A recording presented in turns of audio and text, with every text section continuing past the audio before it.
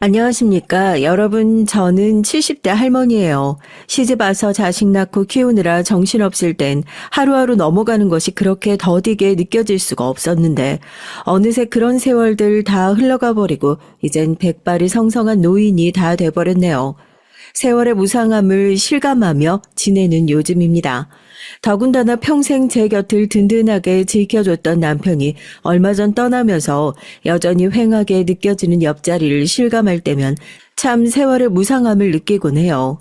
여러분들 중에서도 혹시 사별을 경험하신 분들이 있으시다면 아마 이 노인네의 마음을 이해하실 거라고 믿습니다. 평생을 함께하면서 볼 꼴 못 볼 꼴 다 봐가며 고운정 미운정 다 들었던 사람의 빈자리란 그 어떤 사람의 존재로도 메우기 어려운 자리죠. 그게 저희 두 사람 사이에서 나온 자식일지라도 말입니다. 그 무엇보다 어미를 아끼는 효심 가득한 자식일지라도 그러할 텐데 말년에 씻을 수 없는 배신감을 안겨준 자식들이라고 하면 더하겠죠. 그래도 나이를 이만큼 먹은 게 헛먹은 것은 아니라 생각해 이제 어지간한 일이 아니고선 쉽게 감정적으로 흔들릴 만한 일이 있겠거니 했는데 삶이란 어찌 예상치 못한 일의 연속이든지요. 다른 이들 말년에 재산 문제로 자식들과 갈등 빚는다는 얘기 무수하게 들어봤지만 정작 그 일이 저와 제 남편의 일이 될 거라고는 생각하지 못했습니다. 이 나이를 먹고서도 세상 풍파에 흔들리는 마음은 쉬이 가누기가 어렵고 다른 누구도 아닌 자식 내외로부터 받은 배신감을 쉽게 떨치기 어려웠던 점 역시 이 나이 먹은 여자의 갈 길이 아직 멀었다는 걸 실감하게 했죠. 어떻게 자식들에게 한마디 상의도 없이 이러실 수가 있어요? 저희한테 이러실 수는 없는 거예요. 이깟 것들이 뭔데 이럴 수 있느니 없느니 건방을 떨어. 니들이 내 재산 이루는데 한 게 뭐가 있다고 어디서 어른 앞에서 눈에 핏대를 세우고 바락바락 대들길. 이것들이 이제야 내 앞에서 본색을 보이는구나. 니들이 이런 것들이니 내가 괘씸해서 더더욱 내 재산 니들 같은 것들한텐 곱게 못 넘겨주겠다. 이제 그 사람도 나이를 먹을 만큼 먹어 백발이 성성한 할아버지가 됐으니 젊을 적에 그 고집스러운 성미도 어느 정도 꺾이지 않았나 싶었는데 사람의 성미라는 게 어디 그리 쉽게 변하는 법인가요? 그렇게 대놓아는 남편의 모습은 저도 실로 오랜만에 보는 것이었습니다. 물론 남편의 그런 분노를 부당하다고 생각하지 않아요. 차마 쉽게 결정할 수 없는 자식의 문제이다 보니 저 역시 섣불리 행동하지 못했던 것뿐 남편이 느꼈던 배신감을 어찌 저라고 모를 수가 있었겠어요. 여러분, 한평생 나 자신을 온전히 깎아 희생에 만들어냈다고 생각했던 내 자식이 그 자식의 배우자들이 제 어미와 아비를 그저 돈으로만 생각했다면 그 배신감이 얼마나 클지 상상이 가시나요? 평생을 모르고 살았으면 좋았겠지만 저와 제 남편이 그 비극을 맞닥뜨렸을 때 그리 할 수밖에 없었던 건 그들에게 주었던 사랑이 컸던 만큼 그 사랑을 배반한 것에 대한 마음의 상처도 클 수밖에 없었기 때문일 겁니다. 살면서 저 그래도 이만하면 운이 좋은 사람이라는 생각을 많이 하고 살았어요. 물론 누구나 겪게 되는 생로병사와 살면서 크고 작게 경험하게 되는 어려움들을 저 역시 피해갈 수는 없었지만 그거야 다들 겪고 사는 일이라고 생각했죠. 나이가 나이다 보니 제 나이대의 사람들 어릴 적엔 가난으로 고생하는 사람들이 부지기수예요. 저희 친정이 대단한 대갓집은 아니었지만 그래도 자식들 먹이고 입히고 공부시키는데 부족함이 없을 정도의 경제적 수준은 갖추고 있는 집이었습니다. 요즘이야 이런 가정들이 대부분이라 하더라도 당시만 해도 이 정도 수준도 손꼽힐 정도였어요. 함께 학교 다니던 학우들 중에서도 중도의 가정 형편의 어려움으로 인해 눈물을 머금고 학업을 중단하고 학교를 떠나던 이들도 종종 있었지만 아무리 어린 나이에 철이 없다 하더라도 제가 자라난 환경이 부모님께 감사히 맞지 않아야 할 것이라는 것쯤은 일찍이 알고 있었거든요. 70대 여성으로선 드물게 여대까지 졸업할 수 있었으니 험한 세상 곱디곱게 키워주신 친정 부모님껜 머리에 하얗게 새인 노파가 된 지금에도 늘 감사하단 마음뿐입니다. 제 자식들 장가 보내는 것도 보여드리기 전에 일찍 떠나셨다는 것이 안타까울 따름이에요. 남편을 처음 만나게 된 것이 역시 그런 친정 부모님이 딸 자식 마음고생 시키지 않을 사윗감 고르고 골라 주선한 자리를 통해서였습니다. 본격적으로 결혼을 전제로 만나기 시작한 건 양가 부모님의 주선으로 만나게 된 선jal이었지만 사실 남편과는 어릴 적부터 인연이 있는 사이였어요. 저희 친정 부모님과 시부모님께서 일찍이 서로 교류가 있었던 사이셨고 사돈 되실 분들에 대한 신뢰의 감정을 나누고 계셨던 것 같아요. 그렇게 학교 다닐 때 몇 차례 부모님들 모임에 따라갔다가 학생 시절에 남편을 만난 적이 있었죠. 그때야 뭐 아무것도 모를 풋내기 어린 시절이긴 했지만 단정하게 학사모를 쓰고 있는 남편 모습이 참 총명해 보인다는 첫인상은 여전히 기억하고 있었습니다. 그 총명해 보이던 학생이 내 신랑감이 됐다는 사실에 쑥스럽기도 하면서도 싫은 마음이 들지 않았어요. 남편은 다소 성격에 강직한 부분이 있고 고집도 센 편이었지만 자기 한 몸 부서져도 제 식솔들은 무슨 일이 있어도 지켜내야 한다고 생각하는 가족에 대한 책임감이 매우 강한 사람이었습니다. 그 나이대 남자들 치곤 제 처에게 퍽 다정한 성미이기도 했고요. 양가 부모님들의 뜻이 있어 성인이 되어 다시 마주하게 되긴 했지만 저희 두 사람 서로 간에 호감이 없었다면 어떻게 부부의 인연까지 맺을 수 있었겠습니까? 그야말로 부모님께서 만들어주신 천생배필이라고 생각했어요. 여대를 졸업한과 거의 동시에 남편과 결혼 생활을 시작하게 됐습니다. 지금이야 기껏 대학까지 맞춰놓고 열심히 공부한 것들 사회에서 제대로 활용해보지도 못하고 덜컥 시집부터 가는 건 아까운 일이라고 생각하게 됐지만 그땐 그런 일이 드물지 않았어요. 실제로 저보다 더 부유한 환경에서 자란 대학 동창들은 신부 수업 개념으로 대학을 마친 이들도 꽤 됐었고요. 지금이야 20대 중반을 겨우 채울까 말까 한 어린 나이에 신혼살림을 차린 것이 아깝게 느껴질진 모르겠지만 저 때만 하더라도 제 결혼이 그리 빠른 편도 아니었습니다. 여고 졸업하고 곧장 아이 엄마가 되는 친구들도 적지 않았고 심지어 18, 19에 시집간 사람도 종종 있었거든요. 그럼에도 불구하고 처음으로 겪게 되는 며느리라는 자리, 아내라는 자리, 그리고 엄마라는 자리가 결코 쉽지만은 않았습니다. 시부모님께서 당신들 외아들의 유일한 배우자인 절 어릴 적부터 자라는 모습을 지켜봐 오셨고 며느리라고는 하나 마치 막내딸이라도 되는 것처럼 따스하게 대해주고 아껴주셨지만 그럼에도 불구하고 친정 부모님같이 편안하게만 대할 수는 없는 자리이지 않아요. 제 딴은 갓 세대기 된 어린 마음에 어떻게든 더 잘 보이고 싶어 항상 긴장 상태에 있기도 했고요. 양가의 이해관계가 모두 얽혀있는 결혼인 만큼 저도 제 몫을 다하며 인정받는 아내이자 며느리가 되고 싶었던 것도 같습니다. 저 나름대로는 이렇게 애를 썼다곤 하지만 그럼에도 남편 같은 사람 만나서 저희 시부모님 같은 훌륭한 성품을 지닌 분들 아래서 큰 고생하지 않고 지낼 수 있었다는 것만큼은 부정할 수 없을 거예요. 남편의 본가, 그러니까 제게 시댁이 되는 집안은 저희 친정보다 더 경제적으로 여유가 넘치는 집안이었거든요. 저희 친정 아버지께서 교육자 집안으로서 사회적 명망이 자자하신 분이셨고 그런 저희 친정 부모님 성품을 높게 평가해 주신 시부모님 덕분에 저 역시 좋은 혼처를 찾아 시집가게 됐죠. 하지만 아무리 유복하다 해도 교육자 집안에서 뭐 얼마나 대단한 부를 이룩할 수 있었겠습니까? 저희 형제 자매들 부족함 없이 잘 키워주신 감사한 친정 부모님이시긴 했지만 일찍부터 사업으로 크게 성공해 번듯하게 자리를 잡은 시댁의 부유함과 비교할 때는 아니었어요. 전쟁 이후로 한창 나라가 어수선할 때 대범하게 사업에 뛰어드신 선대의 선견지명으로 전후에 서울에서 제대로 자리 잡을 수 있었고 그걸 성실하게 키워 오신 것이 시아버지셨습니다. 남편 역시 그런 시할아버지와 시아버지의 뜻을 받아들여 착실하게 경영 수업을 받고 있었고요. 집안의 유일한 아들이자 장손이었던 남편은 어릴 적부터 부모님의 뜻 한번 크게 거스르지 않아 본 효자 중의 효자였어요. 남편 역시 당신이 당신 부모님으로서 받은 은혜로 험한 시절 큰 고생하지 않고 잘 헤쳐나올 수 있었다는 걸 누구보다 잘 알고 있는 사람이었죠. 제가 저희 친정 부모님이나 시부모님께 실망 안겨드리지 않는 자식과 며느리 노릇을 하고 싶어 했던 것처럼 남편 역시 시부모님께 자랑스러운 아들이 되고 싶어 하는 사람이었습니다.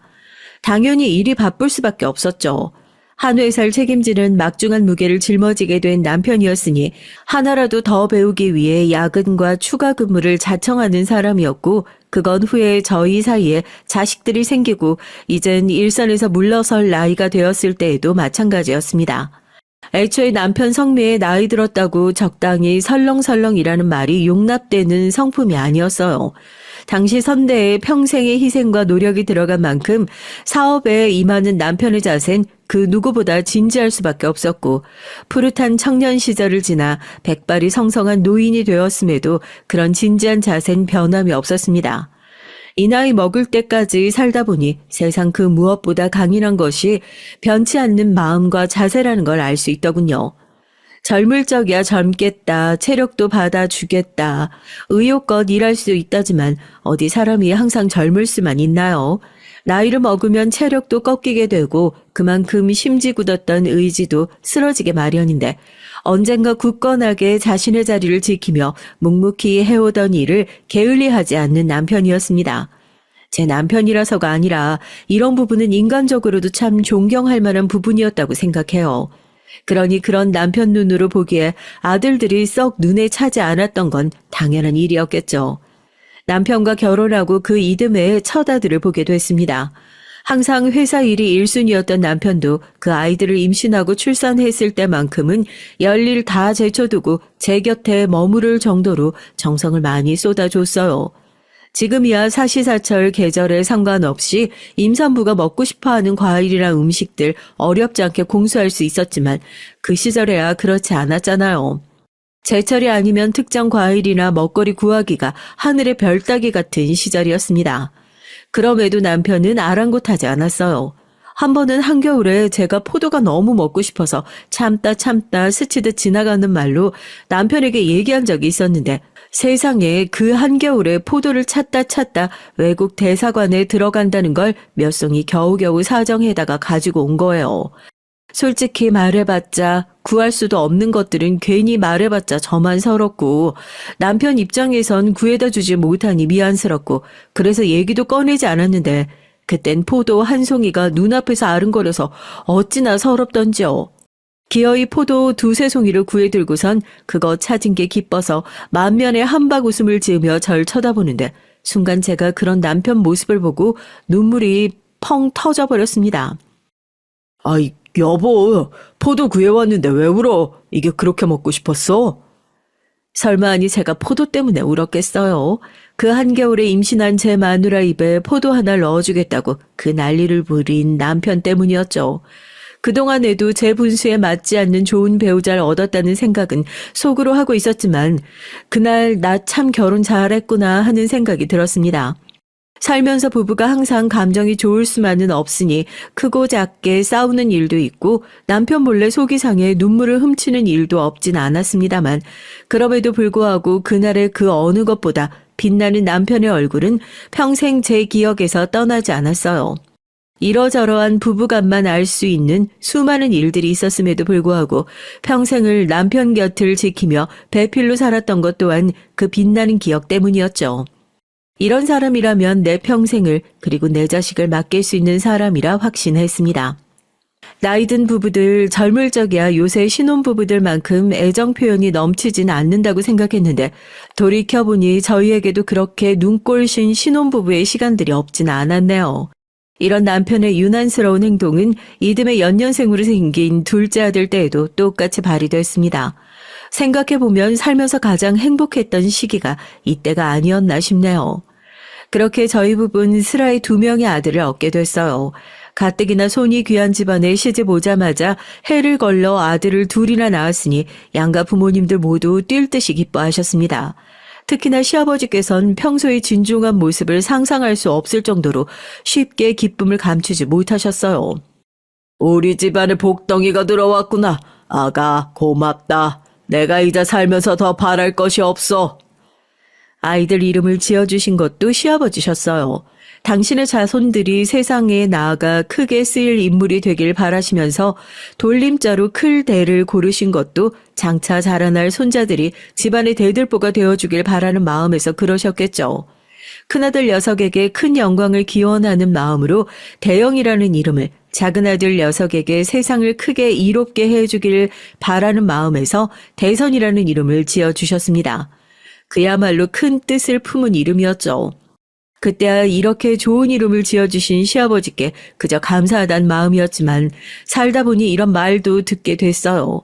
사람이 이름에 너무 거대한 뜻을 담아두면 그 이름에 짓눌리게 된다고 말입니다. 그래서일까요? 녀석들은 시아버지께서 그리 간절하게 바라셨던 것과는 달리 이름의 뜻을 온전히 받들긴 버거웠던 모양이에요. 두 녀석 모두 별탈 없이 건강하게 무럭무럭 자라줬습니다. 당시 성인 남성치곤 강골인 편이었던 시아버지를 닮아 남편도 뼈대가 제법 굵은 편이었고 아들 녀석들 역시 그런 제 부친과 조부의 골격을 그대로 빼닮아 어릴 적부터 성장 발육이 남달랐어요. 당연히 또래 녀석들보다 힘이 셀 수밖에 없었죠. 문제는 그런 또래들에 비해 크게 유리한 신체적 조건이 생각지도 못했던 말썽으로 이어졌다는 점이었습니다. 대영아, 대선아, 너희들 대체 꼴이 이게 뭐야? 어쩌다 이렇게 됐어, 응? 아니, 자기네 아빠가 외국 출장 갔다면서 사줬다고 자랑을 하길래 잠깐 보자고 가져온 건데 우리가 뺏어갔다고 난리를 치잖아. 너희 설마 그래서 친구 물건 빼앗고 괴롭힌 거야? 원래 그 나이 때 아이들이 아직 철이 없어서 친구들 간에 다툼을 하는 일이 보통이라고 하지만 저희 집 두 녀석들은 다른 또래보다 덩치도 크고 힘도 세잖아요. 친구들과 갈등 상황이 생기면 힘으로 밀어붙이기가 1순위, 그 싸움으로 이어지는 일이 부직이었습니다. 당연히 함께 노는 친구 부모들의 원성이 자제할 수밖에 없었어요. 대영이 어머님, 저희도 아이들 싸움에 이렇게까지 나서고 싶지 않지만 그래도 다른 데도 아니고 애 얼굴에 이렇게 상처를 내놓으시면 어떡해요? 죄송합니다. 정말 죄송합니다. 저희가 책임지고 치료비까지 전액 지원해 드리겠습니다. 정말 죄송합니다. 너희들 당장 사과드리지 못해? 저희 집안에 시댁이나 친정이나 그렇게 호전적인 성격 가진 사람이 아무도 없는데 왜 저 두 녀석만 유독 저렇게 성질이 불같은지 녀석들이 사고 한번 칠 때마다 수명이 1년 10년씩 훅훅 깎여 들어가는 기분이었어요. 아직 학교 입학도 하지 않은 녀석들이 벌써부터 저 지경인데 저러다 더 자라서 학교 들어가 머리 굵어지고 부모 말도 들어먹지 않으면 그때 가선 어떡하나 싶어 걱정이 이만저만이 아니었어요. 남편이 스스로 악역을 자처해 아들 녀석들 사고치고 들어올 때마다 매섭게 회초리를 들었던 건 역시 이건 초장에 제대로 버릇 고쳐놓지 않으면 두고두고 속을 썩일 일이라는 걸 저희 부부 두 사람 모두 모르지 않았기 때문이었습니다. 이놈 녀석들 누가 그렇게 함부로 손을 올리래? 힘만으로 다 될 것 같으면 너희보다 훨씬 힘센 내가 아무 이유 없이 너희들 건드려도 그러려니 할 테야? 잘못했어요, 아버지. 그래도 기골이 장대한 제 아버지는 무서웠는지 아버지 꾸중을 들을 때마다 닭똥 같은 눈물을 뚝뚝 떨어뜨리던 아들 녀석들 보며 제발 철 좀 들길, 부모 간담을 서늘하게 하는 이런 일 더는 만들지 않기를 빌고 또 빌었습니다. 어찌됐든 밖에 나가 다른 사람들에게 함부로 대하는 걸 절대 용납하지 않는 남편이었으니 그런 남편 무서운 줄 아는 건 다행스러운 일이었어요. 저 역시 어미로서 잘못된 행동을 하는 아들 녀석들 훈육하겠다고 무진 애를 쓰긴 했지만 참 아들 엄마라는 것도 쉽게 할 수 있는 노릇은 아니더라고요. 평생 살면서 친정에선 잘할 때 집안에서 큰 소리 나는 일 손에 꼽을 정도로 드물었고 그런 환경 속에서 저 역시 양순한 성격으로 자랐습니다. 제 딴엔 모진 마음 먹고 엄하게 훈육을 한다 하더라도 그게 거친 아들 녀석들 버릇 고쳐줄 만큼 매섭진 못했을 거예요. 저도 참 자식 새끼들 제대로 잡아놓으려면 저도 더 독하고 엄하게 대했어야 했는데 참 자식들이 뭔지 잘못을 한 녀석들이라 하더라도 엄마한테 혼날 생각에 잔뜩 풀이 죽어 고개 떨어뜨리고 있는 모습을 보면 금세 마음이 아파져 독한 소리 한마디 내뱉는 것도 쉽지 않더라고요. 부모 노릇이라는 게 참 어려운 노릇이라는 걸 아들들 키우는 매 순간 절감하며 살아왔습니다. 그래도 아이들 아버지가 마음을 독하게 먹고 제대로 잡돌이를 해서 그런지 아이들의 말썽도 점점 줄어들었어요. 학교 입학하고 나선 문제되는 소리가 들려오지 않길래 그저 아직 세상 모르는 천둥 벌거숭이들이 벌인 철없는 실수이겠거니 생각하고 한시름 놨습니다. 그게 잘못이었을까요?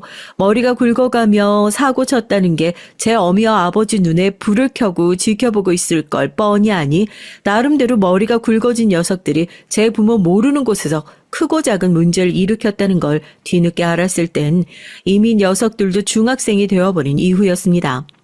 바울이 중학생이지 워낙 발육이 좋은 녀석들이어서 얼핏 보면 성인이라고 해도 믿을 정도였어요. 영악하게도 집안에서 어른들 보호 기대하기 어려운 힘든 형편 집안 아이들만 골라서 괴롭혔다는 걸 알았을 땐 실망감이 이만저만이 아니었습니다. 남편 역시 이성을 잃고 회초리를 들 정도였어요. 내가 니놈들에게 많은 걸 바랐더냐? 그저 남들한테 피해 끼치지 말고 힘으로 누구 짓누르려 들지 말고 다른 사람들 사는 것처럼 살라고 그리 얘기를 했는데 지금 니들이 누리고 사는 것들이 니들 덕이야? 집안 잘 골라 태어난 부모 잘 만난 덕 보고 누리는 것들 겨우 이딴 식으로밖에 못 쓰는 놈들 필요 없다. 당장 나가. 아버지 잘못했어요. 용서해 주세요. 잘못했어요, 아버지. 당장이라도 아들들 내칠기세로 서리빨 같은 불호령을 내리는 남편을 말릴 엄두도 나지 않았지만 사실 그런 의욕도 나지 않았어요. 그래도 내 새끼들에 대한 최소한의 믿음은 가지고 있었는데 그 믿음이 깨졌던 일이 바로 그 일이었습니다. 피해 학생과 그 부모님께 차마 고개를 들 수가 없었어요. 저희 부부도 자식 키우는 사람 아닙니까? 저희 같았으면 우리 새끼들이 밖에 나가 웬 몹쓸 것들에게 그런 수모 당한 줄 알았으면 정말 가만두지 않았을 텐데 그런 일의 가해자가 4배 낳은 새끼들이라니. 남편 말대로 저희 부부 아들들에게 큰 거 바라지 않았어요. 사실 장차 집안 사업 있게 될 아들들이니 배워야 할 것도 적지 않고 바라고자 한다면 끝도 없었을 터였지만 어릴 적 두 녀석들 사고치는 걸 경험한 이후였기 때문에 부디 약한 사람들 괴롭히지 않고 그저 선하게만 자라주길, 몸도 마음도 건강하게만 자라주길 바랐을 뿐입니다. 학교 다니면서 크게 성적으로 압박을 주지도 않았습니다. 그런데 그 결과가 이거라니 내가 자식들에게 너무 무르게 군 것이 이렇게 돌아온 것은 아닐까. 부모로서 내가 자격이 있는 사람인 건가 자괴감이 들 지경이었어요. 남편 역시 마찬가지였겠죠. 정말 때려 죽일 기세로 아들들을 집 밖으로 내쫓은 남편 심정은 어땠겠어요.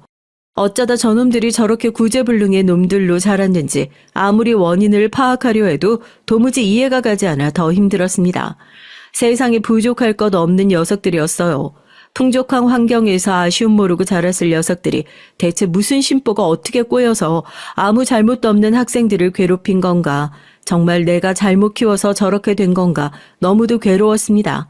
자꾸만 제 탓을 하며 스스로를 좀먹고 있는 저를 보며 남편이 말했어요. 당신이 엄한 학생들 괴롭히라고 등 떠민 것도 아니고 뒤에서 저런 짓거리 벌이고 다니고 있었는지 나라고 알겠어. 회사 일 바쁘다는 핑계로 당신한테만 훈육을 맡긴 나도 잘한 거 없어. 이제 지 엄마보다 머리 하나는 더 크다고 지 어미도 이겨먹을 수 있을 줄 아는 놈들 당연히 내가 더 잡았어야 하는 거였는데 그러니까 당신 내가 저놈들한테 모질게 군다고 해서 마음 약하게 굴지 말고 마음 독하게 먹어.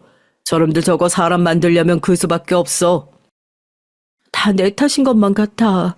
그저 착하고 건강하게 자라주는 것 말곤 바란 것도 없었는데 도대체 어디서부터 잘못된 건지 모르겠어요.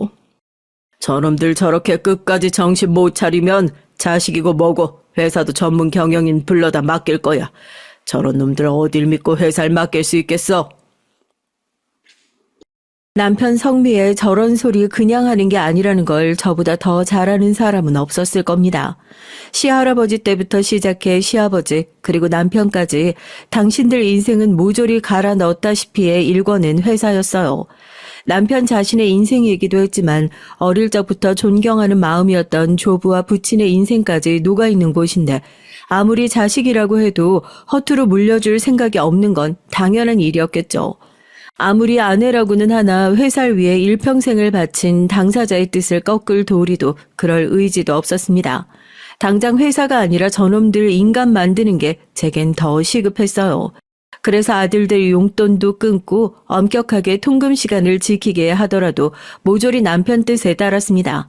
제 딴엔 녀석들 버릇 고치겠다고 노력은 했지만 남편만큼 녀석들을 모질게 잡을 수는 없었겠죠. 그러니 남편 하는 행동이 모질게 느껴져도 그새 제 아버지가 두려워 잔뜩 기가 죽은 아들들 모습에 심장이 아파와도 그저 따랐습니다. 부디 저 녀석들이 이런 부모의 마음을 조금이라도 헤아려 제발 정신을 차리기만을 바랐죠. 이렇게 엄격하게 쥐잡듯 아이들을 잡으니 그 뒤론 학창시절 내내 좀 잠잠해졌어요. 그렇다고 해도 부모 눈 피한 곳에서까지 어떻게 행동하고 다니는지 속속들이 다 알 수는 없었으니 적어도 저희가 손댈 수 있는 부분에선 허튼 짓 못하도록 저나 남편이나 애를 많이 썼죠.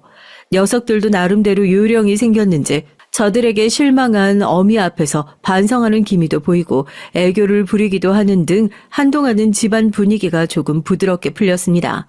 세상 어느 부모가 제 배 아파 낳은 새끼들을 그렇게 쉽게 포기할 수 있었겠어요.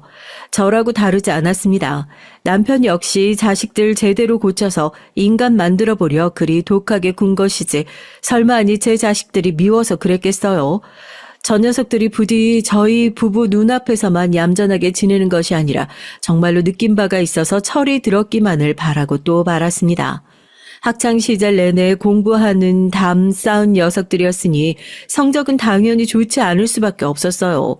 큰아들 녀석 고등학교 졸업하고 대입에 실패한 건 그리 놀랍지도 않은 일이었습니다.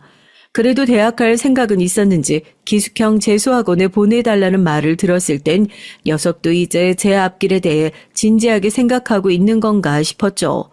하지만 그렇게 비싼 재수학원 들여보내놓고 몇 달 되지도 않아 경찰서에서 연락을 받았을 땐 정말 발밑이 깜깜하게 꺼져버리는 듯한 기분이었어요. 일행들이랑 음주하고 단속에 걸렸는데 경찰관 지시에 불응하고 조롱한 것도 모자라 도주까지 해서 죄질이 상당히 좋지 못합니다. 그러면서 맞은편 차량을 들이받아서 피해자는 지금 병원에 있고요.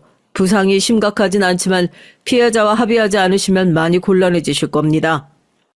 제 부모가 이런 세상 무너질 듯한 기야말 소리를 듣고 있는데 여전히 술에서 깨지 못해 해롱거리는 아들놈 꼴을 보고 있자니 대체 내가 왜 사나 싶은 생각이 들더군요. 제 옆에서 저와 마찬가지로 한동안 망연자실하게 서 있던 남편 눈에서 불현듯 불꽃이 튀는 듯 했어요. 여전히 정신을 못 차리고 경찰서 의자에 드러누워 있는 아들놈 귀싸대기를 철썩 후려치며 남편이 고함을 질렀습니다. 네 놈은 사람 새끼가 아니다. 제정신 박힌 놈이면 어떻게 이런 짓거리를 하고 부모 앞에서 술이나 처마시고 자빠져 누워있어. 너 같은 새끼를 자식 새끼라고. 여보. 이건 그냥 감옥에 가둬주십시오. 이런 놈 사회 풀어나 봤자 또 무슨 짓거리를 하고 다닐 줄 알고 돈 있는 부모가 네 놈 하고 다니는 뒤처리까지 해줄 줄 알았나 본데 천만의 말씀이다. 있는 집안에서 태어나지 않았으면 아무것도 아니었을 놈이 부모 도움 없이 네 놈이 얼마나 하찮고 보잘것없는 놈인지 어디 그 안에서 뼈저리게 느껴봐. 제 아비한테 귀싸대기를 얻어맞고 그제야 정신이 조금 돌아오는지 얼떨떨한 표정을 짓고 있는 아들놈이 원망스러웠어요. 저놈 저걸 어떻게 해야 하나 억장이 무너지면서도 피해자와 합의해주지 않겠다는 남편 심정이 너무나 이해가 갔습니다. 남편 손에 이끌려 아들놈 유치장에 남겨두고 집으로 돌아가면서 하염없이 눈물이 쏟아져 나왔어요. 대체 이게 다 무슨 일이냐는 말입니까? 맹세컨대 살면서 두 아들 녀석에게 부족한 것 없다고 생각합니다. 제 또래들보다 훨씬 많은 것을 누리면 누렸지 결핍을 알 겨를도 없었을 녀석들인데 오히려 그게 독이 되었던 걸까요? 부모 마음을 못지를 해도 이렇게나 대못을 박을 수가 있는지. 제 아비 성품을 봐도 조부 성품을 봐도 저럴 순 없는 건데 대체 어디서부터 잘못된 건지 미칠 지경이었어요. 당신 혹여나 나 몰래 저거 빼줄 생각은 하지도 마. 이게 저놈들한테도 마지막 기회야. 이렇게 밑바닥까지 떨어져 놓고도 제정신 못 차리면 저놈은 가망이 없는 거지. 아무리 부모라도 이제 다 커서 성인까지 된 자식 새끼 언제까지 감당할 수 있겠어. 싹수 없는 놈을 일찌감치 포기하는 게 당신이란 나나 화병으로 죽지 않을 유일한 방법인 거야. 머리론 남편 말에 100번 동의를 하면서도 여전히 차가운 유치장 바닥에 홀로 남겨졌을 큰아들놈 생각이 나는 거 보면 나도 참 답이 없는 어미라는 생각이 들었어요. 남일 같으면 2번 고민할 것도 없이 남편 말을 따랐을 것이 이렇게 내 마음이 내 맘같이 되질 않는다니 대체 부모 자식이라는 게 무슨 더러운 인연인가 싶은 생각이 들었습니다. 그래도 살면서 남들에게 크게 잘못 저지르고 살진 않았던 것 같은데 어떻게 내 속에서 저런 놈이 나왔나. 대체 내가 뭘 잘못했길래 자식 때문에 이런 고통을 겪어야 하나 살아온 순간이 후회스러울 지경이었죠. 남편 뜻대로 저도 남편 몰래 피해자를 찾아가 합의를 해달라고 괴롭히거나 하는 행동은 일절하지 않았어요. 그랬더니 경찰통에서 놈이 빼내달라고 난동을 부린다며 연락이 왔지만 이 악물고 참았죠. 저 역시 이것이 마지막 기회라는 남편 말이 틀리지 않았다고 생각했습니다. 결과적으로 아들놈들 유치장에서 빼내긴 했어요. 정말 더는 미룰 수 없어서 구치소로 넘어가기 직전에 결국 남편이 합의를 얻어낸 겁니다. 아무리 버린 자식이라며 욕을 하고 뺨까지 내리쳤지만 남편에게도 자식을 저버리는 일이 결코 쉬운 일이 아닐 수 없었겠죠. 턱에 수염이 거뭇하게 자라서 얼굴이 거칠어진 큰아들 놈이 뒤늦게 자기를 빼내준 부모를 원망스러운 눈길로 바라보고 있는 꼴을 보니 그저 어처구니가 없더라고요. 저 괘씸한 놈, 원망을 해도 남편이랑 내가 니놈 원망을 할 일이지 니놈이 우리를 그리 원망스럽게 쳐다볼 일인가. 저희 부부의 간절하게 바랐던 마지막 기회가 실패로 돌아갔음을 실감할 수밖에 없었습니다. 그 다음부턴 저도 아들놈들에게 어르고 달래고 화내고 어떻게든 버릇 고쳐보겠다고 노력하던 헛된 수고들 일시에 관뒀어요. 남편 말이 틀린 것이 아니었습니다. 사태가 이 지경까지 이르렀는데도 정신을 못 차린다면 그건 가망이 없다는 소리겠죠. 어쩌다 내 속에서 저런 놈들이 나왔을까 싶었으니 더는 소용없는데 노력 허비하지 말고 남은 한 놈이나마 건지길 바라는 마음이었어요. 하지만 못된 부분만큼은 제 형하고 기가 막히게 죽이 잘 맞아 어울려 다니던 둘째 놈이었는데 그놈이라고 제 형과 하는 행동 크게 다르지 않았습니다. 이젠 저희 부부도 나이를 먹어가는데 장성한 아들놈들에겐 실망한 일만 반복되니 사는 것이 참 고단하게 느껴졌어요. 밖에서 보기엔 부유하고 아쉬울 것 없어 보이는 집안일지 모르겠지만 자식 문제로 저희 부부 속이 문드러질 대로 문드러져 있었습니다. 세상 모든 것 다 가져도 자식이 저렇게 부모를 절망하게 한다면 그 무엇도 가지지 못한 것이나 다름없다는 걸 그제야 깨닫게 됐죠.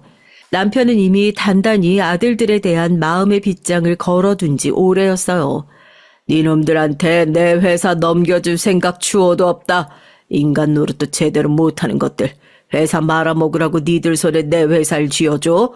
이 회사가 어떤 회사인데? 할아버님이 아버님이 평생을 노력해 일군 회사인데 내가 내 평생을 쏟아부은 회사인데 피 좀 이어졌다고 니놈들한테 그걸 물려줄 줄 알았더냐? 어림도 없어. 아들들 보는 데서 이렇게 대놓고 선언하는 남편을 보며 저도 그게 맞다고 생각했어요. 애초에 경영에 대해선 무엇 하나 아는 것도 없는 놈들이 회사 이어받겠다고 노력은커녕 제정신도 차리지 못하는데 그런 놈들한테 회사 물려줬다간 언제 망해도 망하게 만들 것이 분명했어요. 부모로서 해야 할 노릇은 지금껏 저놈들 세상 무서운 줄 모르고 고생 없이 풍족하게 키워냈다는 것만으로도 충분하다 생각했죠. 물론 놈들이야 그걸 당연하게 생각하고 그것도 모자라 제 부모 회사와 재산까지 눈독 들이고 있을 것이 뻔했지만 그건 그놈들 사정인 거고요. 그래서 남편이 당신 은퇴 후에 일을 계획하며 전문 경영인을 들이겠다고 했을 때도 저 단 한마디도 반대의 뜻 내비치지 않았습니다. 제 남편 혼자 일하는 회사라면 모르겠는데 그 회사에서 밥벌이 하고 있는 직원들 생각해서라도 제 남편이 대표라는 이유만으로 아들들에게 회사 물려주는 건 말이 안 되었어요. 누군가의 생업이 걸린 일이었습니다. 아무리 자식이라고 해도 그런 중한 일을 자격도 없는 아들에게 맡길 수는 없는 노릇이었죠. 그제야 아들들 하는 행동도 변화를 보이기 시작했습니다. 그래서 자기들밖에 없는데 집안의 자손이라곤 달랑 자기들 둘뿐인데 말은 저렇게 해도 결국엔 자기들 것 되겠지 싶었던 것이 정말로 그게 아니라는 걸 실감한 모양이었어요. 그래봤자 이미 아들들에 대한 저희 부부의 신뢰는 깨진 지 오래였지만 말입니다. 아들 둘은 모두 속도 위반으로 결혼했습니다. 며느리감이라고 상대를 데려왔을 땐 기가 막혀 말도 제대로 나오지 않았어요. 딱 봐도 훌륭한 며느리감으로 보긴 어려웠습니다. 뭐 놈들이 그리 좋은 신랑감이 되지 못했으니 어떻게 보면 제 짝을 찾아올 거라 볼 수는 있었을지 모르겠습니다. 부모 입장에선 실망스럽기 그지없었죠. 아마 덜컥 아이가 들어서지 않았다면 애초에 결혼 얘기가 나왔을지도 의문이었겠지만 그렇다고 생긴 아이 나몰라라 하는 것보다야 그나마 책임이라도 지려고 하는 상황을 다행이라고 생각해야 할 지경이었죠. 물론 그 책임을 아무런 경제적 능력도 없는 두 아들놈이 아니라 남편과 저에게 떠넘기려고 했던 것이 문제라면 문제였지만 말입니다. 며느리 될 아이들 친정 사정도 하나같이 좋지 못한 편이었어요. 딸 자식 혼전 임신했다고 바리바리 싸들려 시집 보낼 형편도 딸 자식들에게 그만한 마음 써줄 만한 분들도 되지 못하셔서 결국엔 저희 쪽에서 해결을 해야 했죠. 저나 남편 입장에선 아들들에게 해주는 마지막이라고 생각했어요. 저희 형편만 생각하면 번듯한 신혼집이나 일자리 혹은 먹고 살 길 마련해 주는 것이 그리 어려운 문제는 아니었지만 그것도 어느 정도 부모를 실망시키지 않는 자식들에게 한한 문제가 아니겠습니까? 그렇다고 해서 곧 손자도 태어나게 될 텐데 저것들을 길바닥에 나앉게 할 수도 없고 그렇게 저 나이 때에 신혼살림 시작하는 평범한 부부들 수준의 신혼집을 한 채씩 마련해 줬어요. 녀석들이야 불만이 많았겠죠. 집안에 저희 부부 떠나고 나면 자기들 것이 될 것이 분명해 보이는 재산이 더 있을 것인데 자기들 성에 차지 않는 신혼집 하나 덜렁 받아놨으니 부모 재산 당연히 제 것 될 줄 아는 놈들 입장에선 어찌 불만스럽지 않을 수가 있었겠습니까? 하지만 아들들에게 더 이상 기대라는 거 품고 있지 않은 저희 부부 입장에선 그것도 큰맘 먹고 내준 것이었어요. 남편은 제 앞에서 자식 놈들에게 재산 물려줄 생각 없단 소리를 아주 입버릇처럼 했습니다. 그 사람도 얼마나 억울했겠어요. 당신 위로 3대가 피땀 흘려 일군 집안과 회사인데 저런 놈들에게 줄 거라고 생각하면 자다가도 분해서 벌떡 일어날 지경이었죠. 이미 아들들이야 저희 부부에게 신임을 이룬 지 오래니 아이 낳고 나서 손자 들쳐안고 며느리들이 그렇게 저희 부부 눈도장을 찍으려 들더라고요. 어머님, 저희 왔어요. 어머님, 저희 태주 많이 보고 싶으셨죠? 서운이가 아버님을 정말 똑 닮지 않았어요? 한번 안아보세요, 아버님. 솔직히 며느리들 속이 뻔히 보였습니다. 자기들은 어떨지 몰라도 아무 죄 없는 어린 것들 보고 할머니, 할아버지 마음이 사르르 녹아버릴 걸 그들이 어찌 몰랐겠어요. 아들들이 수도 없이 저희 부부를 실망시켰던 것과는 별개로 손자들은 당연히 예쁠 수밖에 없었습니다. 그 어린 것들이 아무것도 모르는 눈망울로 절 바라보고 있자면 아무런 근심 걱정 없었던 아들 녀석들 저만할 때의 기억도 새록새록 떠오르고 어찌 핏줄이 당기지 않을 수가 있었겠어요. 서리빨 같았던 남편 역시 손자들 보면 눈빛이 스르르 풀리는 것이 저와 그 마음이 크게 다르지 않았을 겁니다. 그렇다고 해서 쉽게 아들 며느리 물주가 되는 어리석은 짓은 하지 않았죠. 그렇게 저희한테 손자들 들이밀고서 집안에 뭐가 부족하다느니 남편이 이제 마음을 잡고 무언가 해보려고 하니 돈이 필요하다는 아쉬운 소리 운을 뗐지만 거기서만큼은 남편이나 저나 일관된 자세로 대꾸조차 하지 않았어요. 가뜩이나 밤낮 없이 일도 많은 사람이었는데 자식들 때문에 속 썩을 일이 너무 많아서 그랬을까요? 정기검진에서 남편에게 암이 발견됐다는 소식을 들었을 땐 그만 눈앞이 깜깜해지는 듯 했습니다. 내 나이에 암 걸리는 거야 뭐 흔한 일이지. 그렇게 놀랄 거 없어. 정작 당사자인 남편은 그렇게 덤덤하게 말했지만 저로선 그럴 수가 없었어요. 그 몇 년 새에 말기 암까지 진행될 정도로 종양이 자라는 동안 얼마나 저 사람 속이 썩어 들어가면 그 몹쓸 것이 생겼을까 싶어 가슴이 찢어지는 듯 했습니다. 회사 일로 바쁜 와중에도 불우한 이웃이나 지원을 필요로 하는 학생들을 후원하는 등 좋은 일에도 많은 힘을 썼던 남편이었어요. 제 남편이라서가 아니라 인격적으로도 존경할 부분이 많은 사람이었습니다. 그런 사람의 유일한 흠이자 약점이 모자란 자식들이었는데 저 사람의 일평생의 고통에 나 역시도 일조한 것은 아닐까 싶어 마음이 너무나 괴로웠습니다. 아버님 어쩌면 좋아요. 아버지 괜찮으세요? 남편이 말기암이라는 소식에 아들부터 며느리까지 죄다 달려와 눈물을 찍어댔지만 이제 와서 순진하게 거기에 속아 넘어갈 만큼 저희 부부가 무지하진 않았어요. 남편의 회사는 이미 전문 경영인의 도움을 받아 착실하게 운영되고 있었고요. 말기 암 환자가 됐음에도 완전히 일선에서 손을 떼지 않은 남편이 회사 일에 관여하고 있었지만 여기에서 상태가 더 악화되면 결국 회사 일에서 손을 뗄 수밖에 없었을 거고 그러면 남편 역시 회사와의 연결고리가 끊어지게 되겠죠. 아들놈이야 진작에 자격 미달로 회사 이어받는 문제에선 아예 논외가 됐으니 놈들이 저희 부부에게 기대할 수 있는 건 이제 저희의 유산뿐이었겠죠. 이제 와서 없던 부모에 대한 사랑이 샘솟아 저리 거짓 눈물을 찍어내고 있는 건 아닐 테고 그저 자기들 살 길 생각하니 저들이 원하는 걸 얻어낼 수 있는 때가 가까워지고 있노라 여겼겠죠. 그렇다 한들 설마하니 며느리들 입을 통해서 그런 끔찍한 소리까지 듣게 될 거라곤 생각하지 못했습니다. 이 짓거리를 얼마나 더 해야 되나 모르겠어요, 형님. 그러게 말이야. 말기라니까 며칠만 더 들락거리면 될 줄 알았더니 노인네라 그런가 버티기도 얼마나 오래 버티는지. 더는 병원 측에서 해줄 게 있는 것도 없다고 해 남편이 가장 편하게 여기는 안방에 의료시설들을 갖추어 놓고 제가 직접 간병을 했어요. 그러는 동안 며느리들이 뻔질나게 집을 찾았고요. 내 남편이 내 간병을 받으며 머무는 내 집에서 시어머니가 나온 줄도 모르고 경솔하게 입을 놀리고 있는 두 며느리였습니다. 이것도 얼마 안 남았어. 저 노인네 저거 뒤지면 그 재산 다 우리 거야. 그렇겠죠, 형님? 자기들이 아무리 뻗대봤자 어쩔 거예요? 그 돈 다 죽을 때 싸가지고 갈 것도 아니고. 그러면서 낄낄거리며 과자를 처먹고 있는 며느리들 머리채를 죄다 뽑아버리고 싶었습니다. 너무 놀라 남편 얼굴 닦아준 수건을 쥔 제 손이 부들부들 떨렸죠. 차마 그것들 앞에 나서지도 못하고 도로 남편이 있는 방에 돌아와 어찌할 줄 모르고 서 있으니 남편이 무슨 일인가 싶어 기운 없이 고개를 들어 걱정스러운 눈길로 절 바라봤어요. 대체 저 사람이 뭘 잘못했다고 저 끔찍한 여편네들한테 이런 악담을 들어야 하는 겁니까? 남도 이렇게는 안 하겠습니다. 남은 무슨 길거리 시정잡배도 저 따위 저속한 소린 짓거리지 않을 겁니다. 저것들이 저럴 수 있는 이유가 무엇이겠어요?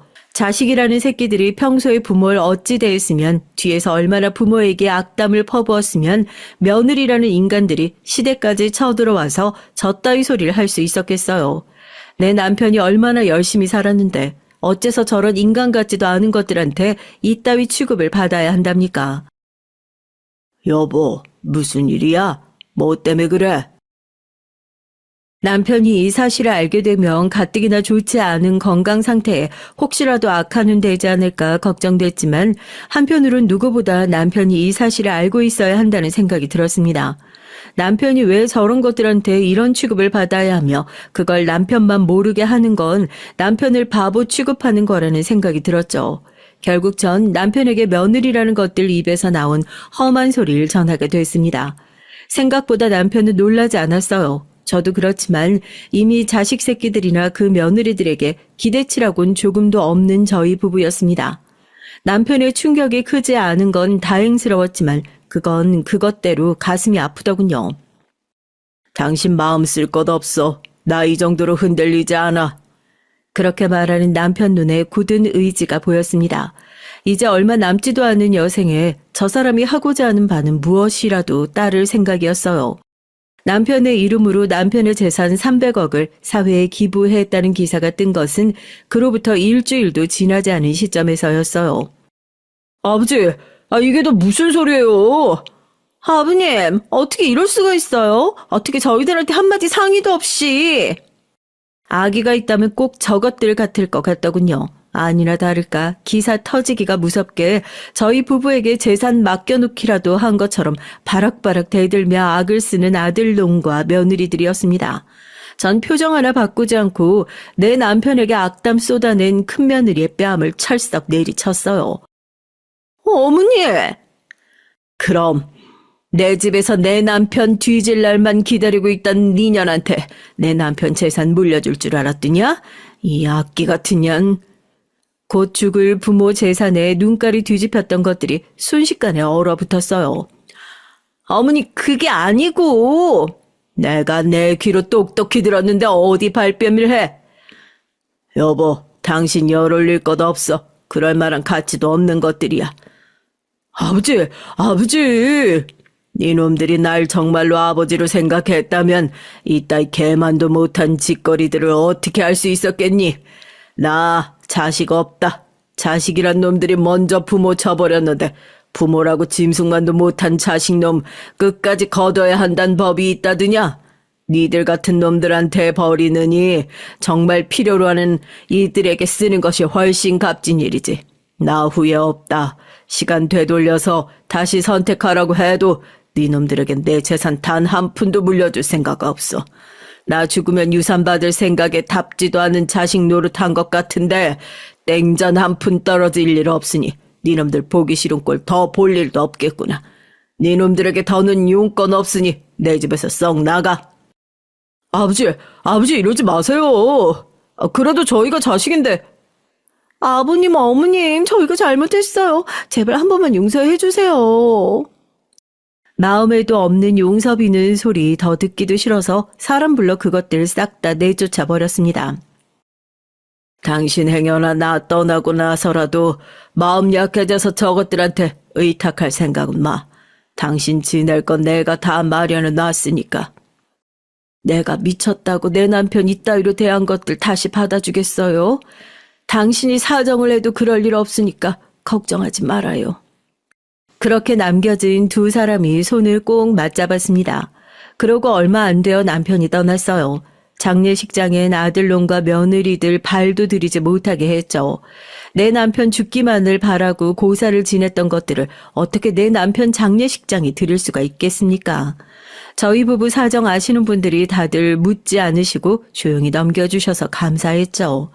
남편 마지막 떠나는 길엔 속 시끄러운 것들 모두 있고 그저 남편을 소중히 기억해 주시는 분들로만 채우고 싶었습니다. 그 이후로 저 역시 자식놈들 없다고 생각하고 살고 있어요. 제 아버지 떠나고 마음 약한 제 어미가 이제 홀로 남겨졌으니 어떻게든 자기들 받아줄 줄 알았나 본데 먼저 간 남편을 생각해서라도 어림도 없는 소리였어요. 남편의 말대로 보안 확실한 곳에서 자식들보다 살뜰하게 챙겨주는 고용인들이 있는 곳에서 안전하게 머물면서 뻔질나게 찾아오는 그것들 대면할 일 없이 그 어느 때보다도 평온하게 잘 지내고 있죠. 남편 생전에 이렇게 지냈으면 남편도 마지막에 그렇게 괴로울 일 겪지 않고 평온하게 지내다 갈 수 있었을 텐데 마지막까지 인간 같지도 않은 것들에게 험한 소리 들었던 남편을 생각하면 더더욱 그것들을 용서하고 받아줄 수가 없습니다. 꼬박꼬박 정당한 대가 지불하면 자식들보다도 더 늙은이 잘 챙겨주는 사람들이 곁에 있는데 굳이 인간 노릇도 하지 못하는 자식들 곁에 둘 이유도 잘 모르겠고요. 요즘은 같이 늙어가고 있는 친정 식구들에게 마음의 위안 찾으며 그렇게 남편의 빈자리를 채워가려 노력하고 있어요.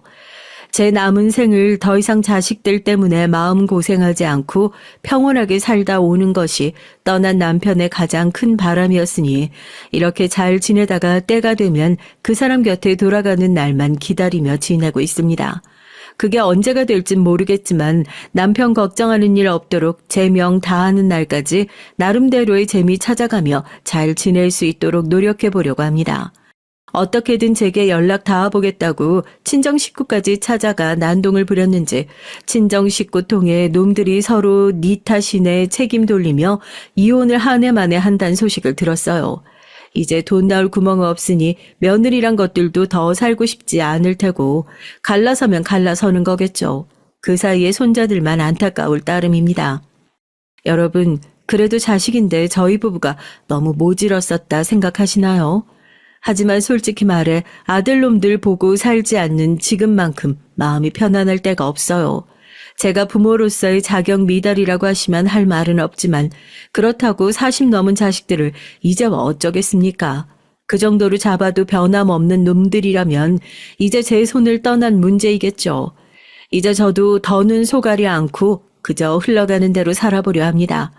제 얘긴 여기까지입니다. 들어주신 여러분들 모두에게 감사드립니다. 여러분 안녕하신가요? 전 나이를 지긋하게 먹은 노인 애청자입니다. 모두가 다 함께 못 살고 가난해서 정말 먹을 게 없어서 쫄쫄 굶다가 사람이 죽기도 했던 그 시절에 제가 태어났어요. 참으로 어렵고 힘들었던 시절입니다. 저희 어린 시절을 떠올려 보면 지금의 세상을 눈으로 바라보자면 천지가 개벽했다고 밖엔 생각이 안 들어요. 텔레비전이 집집마다 생겼을 적에도 우리나라 이제 대단하다고 생각을 했었는데 어느 날 웬 컴퓨터라는 것이 세상을 바꿔놓으면서 그때부터는 아주 요지경이었던 것 같아요. 손전화기를 사람들이 들고 다니는 모양새가 너무 신기한 걸 넘어서 기술이라는 것이 매우 기특하게 여겨졌었다니까요. 제가 그때 동네 아주머니들하고 모여서 우스갯소리로 떠들길 이렇게 했었어요. 더도 말고 덜도 말고 딱 내가 10년만 더 늦게 태어난 사람이었으면 좋겠어. 세상이 이렇게 살기 좋아지고 기술이라는 게 발전할 줄 알았나? 다들 안 그래? 앞으로는 더 희한한 기술이 별게 다 나올 거라고 그러던데? 그럼 난 10년 말고 20년 더 늦게 태어나게 할래. 아, 왜? 아주 그냥 지금 갓 태어난 아기이고 싶다고 하지. 제가 선두로 운을 띄웠더니 동네 아주머니들이 말을 재밌게 받아서 한바탕 왁자지껄 했습니다. 그땐 서로 집집마다 과장을 좀 보태서 숟가락 젓가락 개수도 알고 산다고 했으니까요. 정이 넘치던 때였죠. 서로의 집에 놀러 갈 땐 꼭 자기 애들을 데리고 이동을 하고는 했습니다. 그러면 애들끼리 서로 만나서 좋다면서 떠들고 소리를 지르고 그러면 엄마들은 정신 없으니까 밖에 나가서 놀라면서 애들을 내보내고 애들은 해가 지는 줄 모르고 온 동네 골목골목을 다 쏘다니곤 했어요. 겨울이면 연탄의 가스 때문에 중독돼서 큰일 날 뻔한 집들도 많았고요.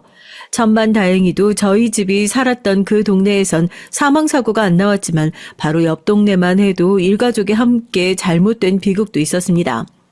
연탄재를 죄의 발로 차고 놀면서 엄동설안에도 돌아다녔던 동네 아이들. 돈이 없어서 연탄을 못 사는 집들도 많던 시절이었지만 그래도 그 동네엔 대부분의 집들이 연탄을 그럭저럭 구비해 놓고 겨울을 났어요. 남편들의 벌이가 많지 않아도 어느 정도 안정적으로 들어오는 집들이 대다수였기 때문입니다.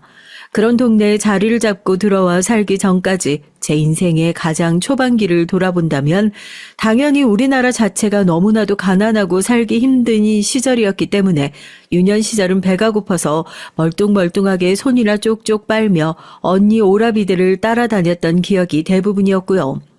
정말 운이 좋게도 제가 12살쯤이었나 저희 친정아버지가 일자리를 그때 잘 얻으시는 일이 생겨서 그때부턴 꼬르륵 소리와 함께 매일 잠드는 것만은 피할 수 있게 됐습니다.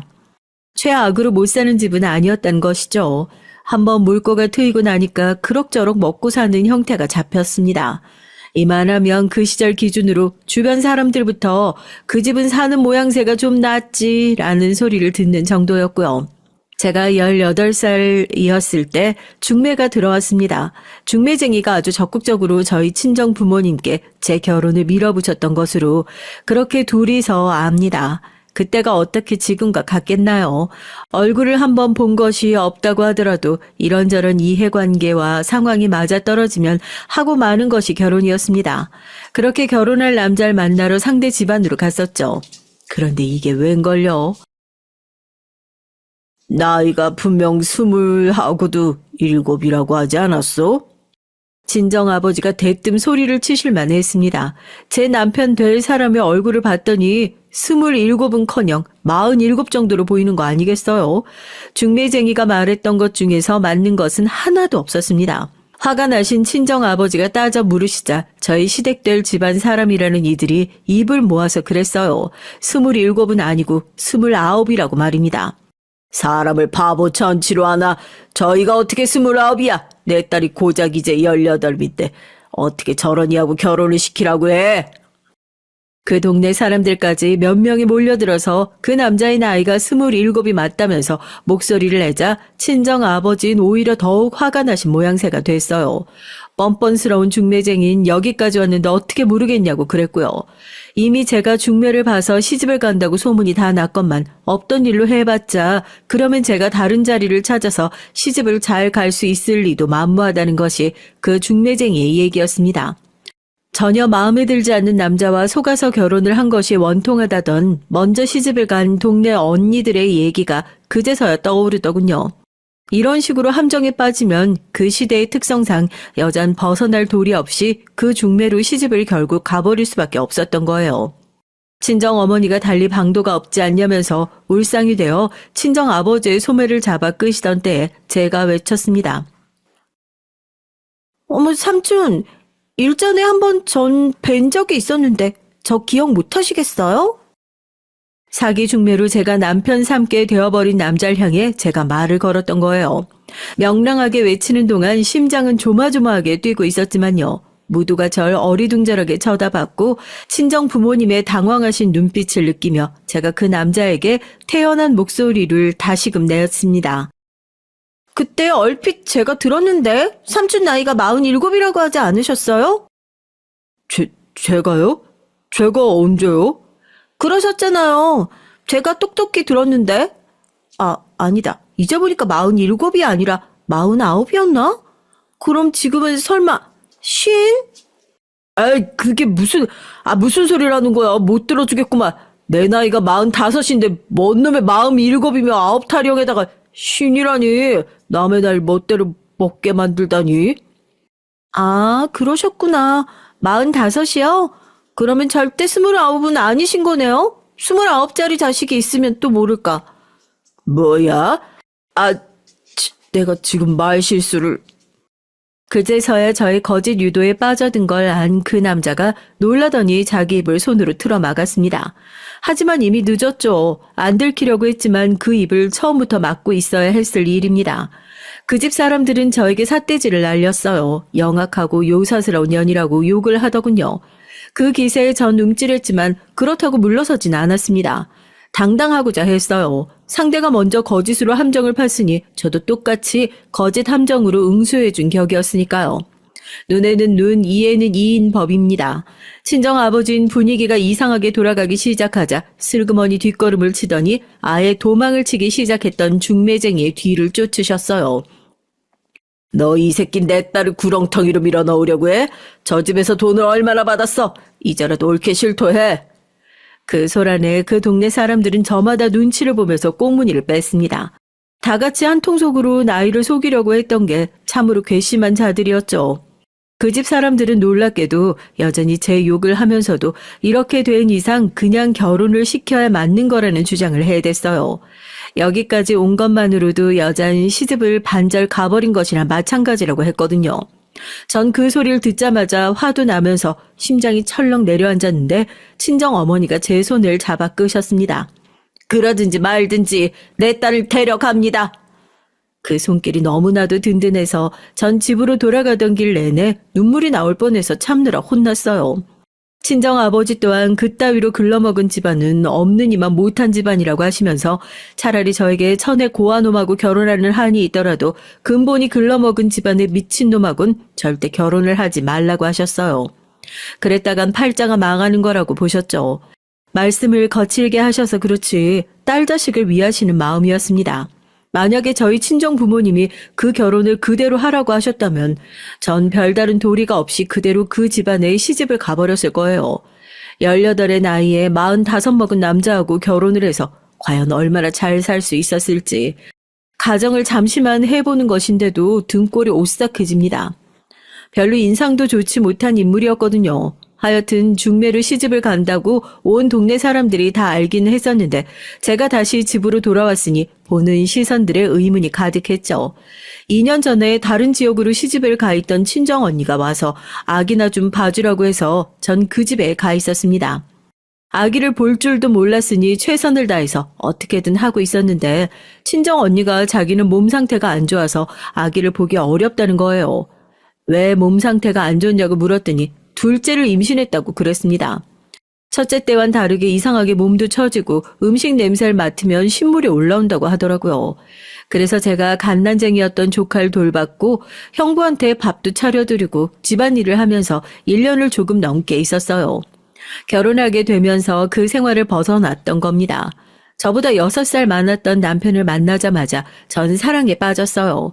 낯간지러운 표현이지만 그렇게밖엔 그때의 절 설명할 수가 없어요. 잘생긴 외모는 아니었지만 제 눈에 안경이라고 저에겐 아주 순수해 보였고 목소리가 크지 않다는 점이나 여자 앞에서 잘난 척을 하려고 으스대는 다른 남자들과는 달리 자기 과시를 하지 않는 성격이 무척이나 제 마음을 사로잡았습니다. 남편은 조실 부모한 인물이라 있는 가족이라곤 고모와 고모부 그 밑에 사촌들 정도가 다였죠. 모아놓은 돈 같은 건 없었고요. 하루 열심히 벌어서 하루를 사는 청년이었습니다. 하지만 제가 졸라댔던 이 결혼을 친정 부모님께선 허락을 해주셨어요. 젊은 남녀가 서로 좋아서 눈이 맞았다는데 어떻게 말릴 수가 있겠냐면서 어디 한번 잘 살아보라고 하셨습니다.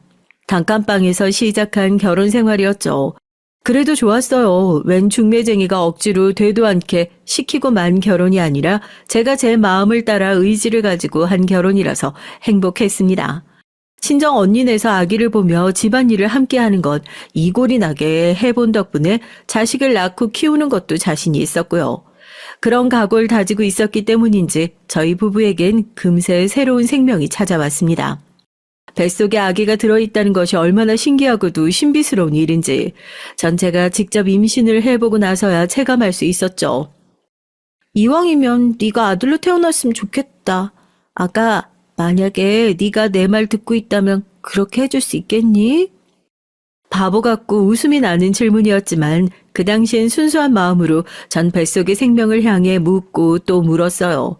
그랬던 보람이 넘치게도 태어난 아이는 아들이었습니다. 너무 신기하게도 아이가 저를 닮아 있었어요. 이 세상에 저의 분신을 내놓았다는 생각으로 전 태어나서 처음 맛보는 충족감에 취했었죠. 앞으로 그 어떤 시련도 이겨낼 수 있을 것만 같았습니다. 아들까지 낳고 행복하게 잘 사는 저를 보시며 친정 부모님은 제가 결혼을 아주 잘했다고 말씀하셨어요. 남편 또한 가진 것이라고는 아무것도 없었던 본인이 절 만나는 행운을 누려서 가정을 꾸리고 부모가 될 수 있다고 말을 하면서 저와 결혼한 것이 본인의 인생에 가장 잘한 일이라고 했었죠. 남편은 좀 숫기가 없는 편이었기 때문에 애정 표현이라든지 고맙다는 인사를 겉으로 잘하는 사람은 아니었어요. 그런 사람이 진실된 눈빛과 목소리로 저와 결혼한 것이 행운이라고 말을 해줬던 겁니다. 너무나 행복해서 이래도 되나 싶을 정도였네요. 저와 결혼한 이후에 남편은 항상 성실하게 일을 해왔었고 아들이 태어난 이후엔 더욱 그렇게 살았지만 벌이가 좋은 건 아니었습니다. 이상과 현실에 괴리가 있었고 모든 노동이 후한 대가를 받는 건 아니었어요. 그래서 저희 부부는 정말 필요한 순간이면 저희 친정 부모님께 도움을 요청하며 살았습니다. 이사 갈 때도 도움받아서 갔고요. 이때 이사 간 곳이 바로 정감 넘치게 어울려 지냈던 동네 아주머니들이 많았던 바로 그곳입니다. 남편은 처가의 도움을 많이 받았으니 본인도 더 열심히 해서 돈을 잘 벌어보겠다고 의욕을 끌어올렸었고요. 떠들기 좋아하고 모르는 게 없었던 동네 아줌마들이 제 남편 정도면 아주 성실한 남자라고 했어요. 술에 빠져 살고 뭣도 없으면서 밖에 나가서 폼이나 잡으면서 여자들이나 꼬시고 이러는 유부남들이 많고 이 동네에도 알고 보면 은근히 널렸는데 제 남편은 개 중에서 아주 괜찮은 쪽이라고 얘기하셨죠. 그 말을 들으면서 겉으론 아유 그런 게 무슨 소리냐 잘 모르겠다 이랬지만 속으론 좋았던 것이 본심입니다. 아 그런데 왜 애를 하나만 낳았어? 아 맞아. 애가 둘도 아니고 어째 하나만 낳았을까? 부부 금슬도 좋아 보이는구만. 아직 힘이 있으면 얼른 낳는 게 어때? 여기서 더 늦어버리면 정말로 힘들잖아. 지금이라도 둘째 만들어봐. 저를 향해서 그런 넉살과 오지랖을 부를 때면 감당하기 힘들기도 했죠. 원래부터 자식은 조금만 낳고 싶었고 하나 아니면 둘을 낳을 생각이었는데 둘째가 얼른 안 들어서길래 그냥 외동으로 키우자고 마음 먹은 지 오래라고 그런 식으로 항상 둘러대곤 했습니다. 꽤 친하게 지내던 동네 아주머니들이었지만 그렇다고 해서 자질구레하고 너무나도 사적인 부분까지 공유하고 싶진 않았어요. 사실 아들을 낳고 2년째 둘째 계획이 있었어요. 남편하고 상의를 했고 이쯤 둘째 갖는 게 좋겠다고 했죠. 그런데 둘째가 안 들어섰던 겁니다. 처음엔 그저 소식이 늦네라는 정도였어요. 설마 계속 안 생길 거라고는 상상도 하지 못했으니까요. 그러나 둘째 계획으로부터 1년, 2년, 3년 이렇게 지나가니까 초조해졌습니다. 도대체 뭐가 잘못돼서 애가 안 생기는 걸까 싶었죠. 그러다가 아들이 6살 때 제가 드디어 임신이 됐어요. 임신 사실을 좀 늦게 알았죠. 배도 잘 안 튀어나왔고요. 그래서였을까요? 학수고대했던 둘째였는데 이 세상에 태어나 보지도 못한 채로 그 불쌍한 생명이 제 뱃속에서 심장이 멈추고 말았습니다. 어미인 제 잘못이었겠죠. 슬픔과 죄책감으로 죽을 것만 같았고 그 이후론 둘째 욕심이라는 거 버렸어요. 유산을 하고 나선 장장 1년 정도를 제가 밤마다 눈물을 흘렸던 것 같네요. 그렇게 하려고 해서 그랬던 게 아니라 저도 모르게 어둠 속에 자려고 누우면 깜깜하게 눈을 감은 제 뱃속의 세상만 보다가 일찍 떠나버린 생명이 떠올라서 눈물이 나왔습니다. 어떻게든 정신을 차리고 기운을 차리려고 하면 애를 쓴 끝에 자연스러운 웃음을 되찾을 수 있었고요. 이사를 가서 새로운 곳에 자리를 잡으면서 더욱 새로운 마음으로 일상을 보냈던 겁니다. 숨겨진 슬픔을 모르는 이들이 보기엔 저희 세 가족 무척이나 이상적으로 보였을 테고 남부러울 것 없는 집으로만 생각하게 됐을 거예요. 실제로도 전 지난 슬픔을 뒤로 하고서 이제 남편과 잘 지내면서 아들 하나를 열심히 성장시켜가면서 그렇게 지내고 있었고요. 그런데 어느 날 갑자기 그 어떤 징조 하나가 없었는데 남편이 저한테 진지하게 할 말이 있다고 그러는 겁니다. 이상하게 느낌이 안 좋았는데 왜냐하면 남편이 이렇게 군 적이 과거에 없었으니까요. 아들이 잠자리에 든 시각이었습니다. 제가 남편과 마주 앉았어요. 상준 엄마, 당신도 잘 알지? 내가 뭘 잘 아는데. 안 그런 사람이 갑자기 이렇게 무게를 잡으니까 기분이 영 이상하네. 무슨 일인데 그러는 거야? 우리 동네에서 저 자식 두고 바람피는 남자들 꽤 있잖아. 글쎄, 있겠지. 난 잘 몰라. 모르다니. 내가 그런 남자들이 남자 망신 다 시키는 거라고 하면서 되게 욕했었잖아. 그런 경우가 몇 번은 됐는데 기억 안 나? 듣고 보니까 기억이 나기는 하네. 그런데 지금 그 얘기 왜 하는 거야? 내가 절대 고의로 그런 건 아니라는 걸 설명하고 싶었어. 나도 정말 이러고 싶지 않았는데 내 마음이라는 게 뜻대로 움직여주지를 않는다. 내가 절대로 지금 가벼운 마음으로 이러는 게 아니야. 한없이 진지하고 진심이야. 한 번뿐인 인생이라면 난 진정으로 사랑하는 사람이랑 인생 살고 싶어. 마음? 진정? 사랑? 정신없어. 당신 도대체 무슨 소리를 하는 거야? 당신처럼 영리한 여자가 지금 그걸 이해를 못한다고? 그게 아니잖아. 이해를 못한 척하는 것뿐이지. 내가 이해한 건 당신이 다른 여자를 만나고 있다는 거야? 그럼 이게 맞아? 바람이 난 거야? 그런데 불장난처럼 다른 여자들 후리고 다니며 재미로 하룻밤씩 즐기는 다른 남자들하고 다르게 당신 지금 한없이 진심이란 뜻이야? 내가 이해한 게 설마 맞다는 거야? 그래, 맞아. 미안하게 됐어. 전 남편하고 결혼해서 사는 동안 단 1초도 외도를 생각해 본 적이 없었어요. 심지어 생각조차 해본 적이 없었고 당연히 제 남편 또한 그럴 것이라는 사실을 믿어 의심치 않았습니다. 아예 의심을 해본 적이 없었기 때문에 남편의 얘기가 우선 화가 나기보단 믿어지지가 않았어요.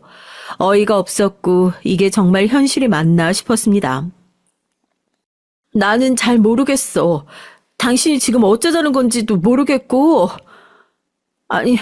사랑하는 여자가 생겼다고?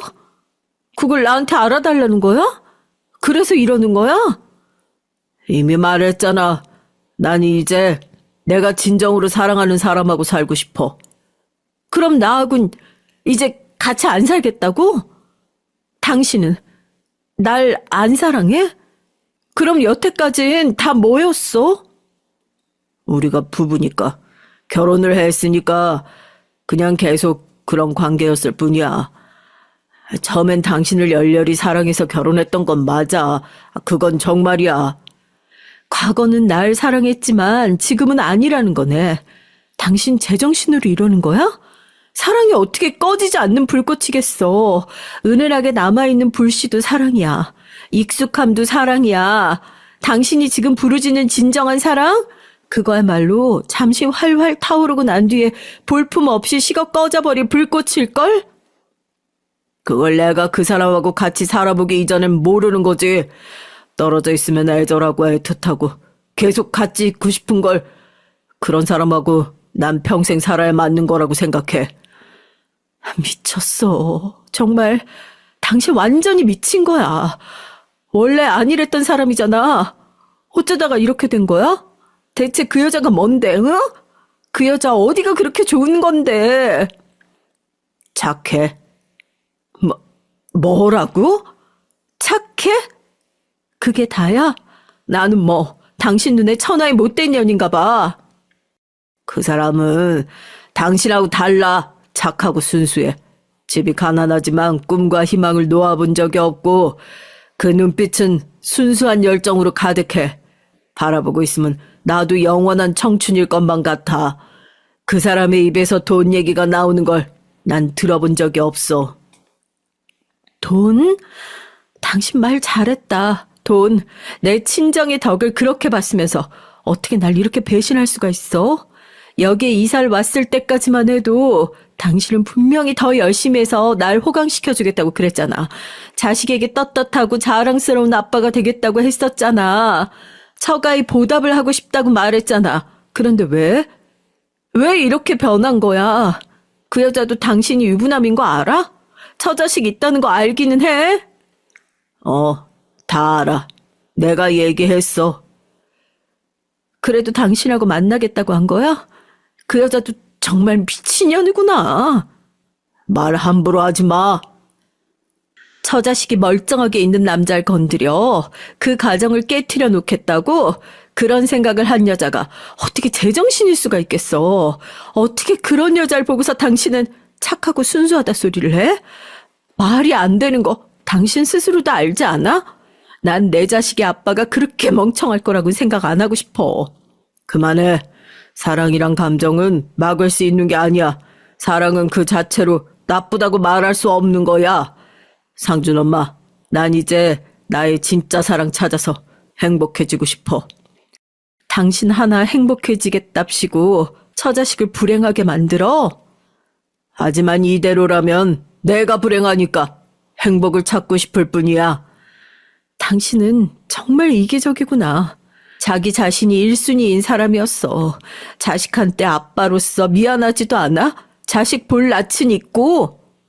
당신과 헤어져도 난 여전히 상준이 아빠야. 그건 변함없어. 살면서 지금처럼 혼란스러운 적 없었어. 당신이 내가 알던 사람이 아닌 것만 같아. 애초에 내가 당신을 알기나 했었던가 싶네. 당신 나하고 헤어지고 싶은 거야? 이혼을 하자는 거야? 이혼을 하면 좋겠지만 당신 입장에서 이혼은 안 해줘도 그건 이해할 수 있어. 자식 있는 여자가 이혼하면 시선이 곱진 않겠지. 이혼 안 하고 따로 살기만 해도 돼. 상준이가 받을 상처는 어떻게 할 건데? 살면서 상처 안 받을 순 없어. 상준이 성격이 워낙 의젓하니까 잘 극복하겠지. 어떻게 아빠가 돼서 자식한테 그럴 수가 있어? 난 정말 이해가 안 되고, 당신이 이렇게까지 이기적인 사람인 거 몰랐다는 게 스스로 믿을 수가 없을 뿐이야. 결혼한 이후로 그날이 가장 끔찍한 밤이었습니다. 제 남편이 더 이상 절 사랑하지 않고 다른 여자와 살고 싶다고 하는 이 상황 자체가 너무나도 비참했어요. 왜 결혼 같은 걸 했을까 싶었습니다.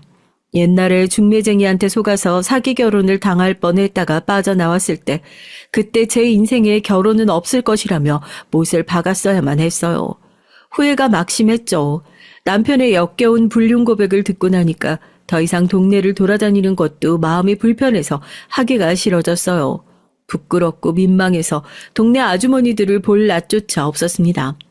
나중에 다시 얘기를 하고 매듭 짓자고 해놓고서 저와 남편은 차가운 살얼음판 위를 살살 걷는 생활 중이었어요. 아들에게 얘기를 꺼내는 것이 우선이었는데 그게 이루어지지 않고 있었죠. 그런데 아들에게 얘기를 해주려고 드디어 마음을 먹었던 날이었습니다. 해줄 말이 있다고 불렀는데 아들이 저한테 먼저 이러더군요. 전 아버지가 정말 미워요. 그 순간 숨구멍이 막혀오는 것 같았습니다. 아들은 이미 다 알고 있었던 거예요. 넘겨짚은 것이냐고요? 그렇게 조심스레 물어봤더니 아들이 놀라운 대답을 해줬습니다. 사실 그날 남편이 더러운 속내를 털어놓았던 그날 밤에 자다 깬 아들이 대화를 엿들었던 거예요. 안다는 티도 내지 않고서 묵묵하게 며칠을 보낸 아들이 안쓰러웠습니다. 아들은 자기보다 다른 여자를 선택한 아빠라면 필요 없다고 말했어요. 그렇게 말하는 아들의 눈빛엔 받은 상처가 가득했습니다. 남편이 집을 나간다고 하면 붙잡을 도리가 없으니까 이혼을 해야 할지 말아야 할지 그게 관건이라서 이 시기에 친정 부모님께 실토를 하고 말았죠. 딸을 위해 사기 중매 결혼 깨뜨리셨던 분들답게 그 시대 분들치곤 정말 깨어있으신 분들이었어요. 친정 아버진 저에게 이혼을 하라고 하셨습니다. 맞박에 이혼했다고 새기는 것도 아닌데 뭐가 대수야. 그렇게 정신머리 덜 떨어진 놈하곤 계속 부부라는 이름으로 인생 더 사는 것이 치욕이지. 그래, 네 아버지 말이 맞다. 이혼하고 1원 한 장까지 다 네 몫으로 챙기면 돼. 조강지 쳐버리고 금쪽 같은 아들 자식 쳐버리고 그래놓고서 어디 잘 먹고 잘 사나 보자. 아마 벼락 맞아서 뒤질 거야. 사실 두 분 다 많이 놀라시고 당황하신 게 보였는데 절 위해서 얼른 마음 가라앉히시고 그렇게 말씀해 주신 것이 두고두고 감사함으로 남았어요. 전 남편에게 제 쪽에서 순순히 이혼을 해주는 대신 속옷 한 장까지 다 두고 가라고 했고요. 남편은 절 악독한 여자로 보듯이 바라봤지만 전 굴하지 않았습니다. 전 명백한 피해자였으니까요. 너무나도 착하고 순수하고 하도 맑아서 돈 얘기 절대 안 하는 그 여자라면 당신 땡전 한 푼 안 들고 와도 사랑으로 받아줄 거야. 안 그래? 둘이 결혼해서 잘 살고 죽는 그날까지도 우리 상준이 볼 생각 절대로 하지 마. 냉정한 저의 선언에 남편의 눈동자가 이리저리 흔들렸어요. 하지만 이미 돌아올 수 없는 강을 건넜다는 걸 알고 있었겠죠. 남편이 감언 이설을 남겨보려고 했지만 아들의 마음은 굳게 닫힌 상태였기 때문에 그마저도 먹히지 않았습니다. 마지막에 돌아서던 남편의 모습이 어딘가 초라해 보였죠. 금세 이사를 결정했어요. 좋았던 순간들이 참 많은 동네였고 인연들도 많이 만들었기에 떠나기 아쉬웠지만 어차피 영원한 것은 없다고 생각하면 발길이 안 떨어질 것도 아니었습니다. 유독 가까이 지냈던 몇 동네 아주머니들은 제가 이혼을 했다는 걸 눈치채고 계셨고요. 하지만 굳이 제 앞에서 언급하지 않았고 그건 고마운 배려로 남았습니다. 전 행복하고 즐거웠던 남편과의 추억을 영영 과거 속에만 묻어두기로 했어요. 세상에 태어나 보지 못하고 심장박동이 멈췄던 둘째처럼 영원히 돌이킬 수 없는 것으로 남편을 남겨두기로 했죠. 과거 속에만 존재하는 사람이라고 취급을 하니까 한결 기분이 나아지더군요. 태어나 보지 못하고 떠난 둘째가 저에게 준 선물일지도 몰랐어요. 유산의 후유증으로 너무 많이 우울해봤기 때문에 이혼으로 인한 아픔을 어떻게 극복해야 하는지 그 방법을 금세 찾을 수 있었기 때문입니다. 이런 저와는 다르게 아들은 생각보다 충격을 많이 받았던 것 같아요. 아마 딸이 아니라 아들이라서 더 그랬던 듯 싶습니다. 아들로서 아빠에게 가지는 유대감이나 공감대가 있었을 거예요. 그렇게 배신감은 더 강했을 거고요. 자기 아빠의 바람을 전혀 예상하지 못했기 때문에 더 놀라서 상처가 되기도 했습니다. 언제 어디서 배신을 당할지 모른다는 생각이 아들의 내면에 자리 잡은 것을 제가 막을 도리가 없어서 안타까움에 한숨을 많이 쉬었네요. 원래 조용하고 차분하고 내성적이긴 했어도 사람에게 경계심을 품고 그러진 않았었는데 이혼 이후로 아들이 점점 바뀌어갔습니다. 그래도 군대를 다녀오고 나선 제법 씩씩해져서 절 좀 안심시켰고요. 작은 직장에 취업을 해서 어느덧 사회에서 생활하고 있는 아들의 모습을 보자 대견스럽기도 하고 정말 인생의 보람이 자식이라는 생각이 들어서 너무 뿌듯했습니다. 아들은 자신이 번듯하게 이름난 곳에 일을 다니지 못하는 게 죄송하다고 저한테 그랬지만 전 전혀 그렇게 생각하지 않았어요. 어떤 자리에서 일을 하든 잘 커져서 사회생활 하는 것만으로도 너무나도 보기 좋은 것이 엄마의 마음이었죠. 이런 것이 부모의 마음인데 제가 기껏 원하는 결혼을 해놓고도 백년해로 하지 못하고 이혼을 해버린 게 친정 부모님의 가슴에 대못을 박아버린 게 아닐까 싶어서 내심 죄스럽기도 했습니다. 친정 아버지가 갑자기 하루아침에 쓰러지신 이후 건강이 너무 안 좋아지셔서 그 죄스러운 마음은 가시지를 못했고요. 여기저기 큰 병원을 다니면서 정확한 병명이나마 알고자 그때 애를 많이 썼어요. 그때 돈이 많이 들어갔죠. 친정 엄마가 고생도 많이 하셨고요. 끝내 친정 아버진 검사를 위해서 새롭게 찾아갔던 병원의 입원실에서 돌아가셨습니다. 이렇게 가실 줄 알았다면 병원을 전전하고 용하다는 명의를 찾아다닐 게 아니라 자식들, 손주들과 더 시간을 보내게 해드리고 편안한 곳에서 머무르시게 해드릴 걸 그랬다며 친정 엄마가 후회로 많이 우셨어요. 저 또한 못해드린 게 많은 자식이라서 그저 받기만 했던 못난 자식이어서 죄송함에 미칠 것 같았네요. 친정 아버지가 돌아가시기 전에 남기셨던 말씀 중에 저희 아들이 장가드는 걸 못 보고 가서 아쉽다는 게 있었네요. 아들이 원래 직장을 얻고 나서 만나게 된 여자가 있었는데 결혼 약속까지 했으니 배신을 당했습니다. 그 아가씨가 알고 보니 아들한테 집안이며 자기 이름까지 싹 다 거짓말로 속였던 거예요. 그래서 헤어졌고 그 이후로는 마음의 문을 닫고 살았어요. 아들이 저렇게 된 것이 부모가 이혼을 하는 모습을 보여줘서 그런 건가 싶어서 너무나도 심란했습니다. 차마 결혼하라고 채근하지도 못하겠고 그저 기다렸죠. 아들이 나이 31에 며느리를 처음 만났어요. 반년 정도 만나보더니 결혼을 하고 싶어 했어요. 전 옳았구나 싶어서 바로 쌍수를 들었습니다. 신중한 제 아들이 그 어느 때보다도 확신이 어린 얼굴로 결혼을 입에 올린다는 건 엄마로서 저도 무조건적인 믿음을 줘야 할 때라는 것이었죠. 며느린 스스로를 평범하게 직장 생활하고 있는 월급쟁이라고 했지만 제 눈엔 대단해 보였습니다. 나도 20년만 늦게 태어났으면 멋지게 직장 생활하는 여자로 혹시 그렇게 살 수 있었을까? 전 때때로 돈을 벌기 위해 공장 등지를 전전하며 일을 했지만 며느리처럼 사무직은 꿈도 못 꿔본 것이었어요. 물론 아직 이때까지만 해도 여자가 직장에서 자리 잡고 남자들 사이에서 일을 한다는 건 아주 대단한 것이었습니다. 며느리가 일을 다니는 곳은 규모가 적당히 있었고 따라서 여사원들도 몇 있었지만 제가 보기에 그 중에서 며느리가 제일이지 않을까 싶었네요. 맨날 노처녀라고 놀림받았는데 이젠 안 그러겠네요. 그런 말을 하면서 웃어 보이던 모습은 제법 수줍은 기색이었어요. 그런 모습만 보자면 남자들 사이에서 꿋꿋하게 일을 한다는 게 믿어지지가 않았네요. 노처녀라는 소리를 비롯해서 많은 조롱을 여자라는 이유로 직장에서 많이 받았을 것만 같아서 짠하고 대견했습니다. 전 며느리가 참 마음에 들었고 그래서 고개를 연신 끄덕이고 있었는데요. 그런 저를 바라보던 며느리가 어쩐지 불안해 보이는 얼굴이 되더니 이내 이런 소리를 하더라고요. 전 가족이 없어요. 있지만 연을 끊고 사는 중입니다. 그러면서 고개를 푹 숙이더라고요. 마치 중죄인처럼 말입니다. 저희 아들이 결혼을 한다고 하니까 전 남편은 안달이 난 모양이었어요. 아들의 결혼식에서 아빠 노릇이라도 하고 싶은 모양이었죠. 연락을 해서는 이혼한 것을 후회한다는 말까지 했습니다. 지난 세월 자존심 때문에 말은 못했지만 저와 이혼을 하고 아들을 두고 간 것을 미치게 후회한다고요. 전 남편은 그 여자와 혼인신고를 하고 부부가 되어서 살았어요. 돈이 없어서인지 아무튼 결혼식은 안 올렸고요. 그러나 아이 소식은 없었고 그 여자 집안이 찢어지게 가난하기까지 해서 전 남편이 숨은 턱턱 막혀왔던 것이죠. 다 지나고 나서야 제가 둘째 임신이 힘들었던 것 같은 그런 문제들의 원인이 전 남편에게 있었다는 걸 그런 식으로나마 알 수 있게 됐네요.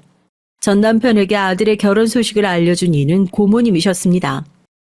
알 건 알아야 하지 않을까 싶어서 난 얘기를 전해준 것뿐이고 그게 다야. 여전히 난 두둔할 생각 없어. 전 남편이 바람나서 이혼하고 떠난 걸 두고 고모님은 과거에 정신 나간 놈이라고 하신 적이 있었죠. 그래서 고모님께 저희가 있었다고 생각 안 했네요.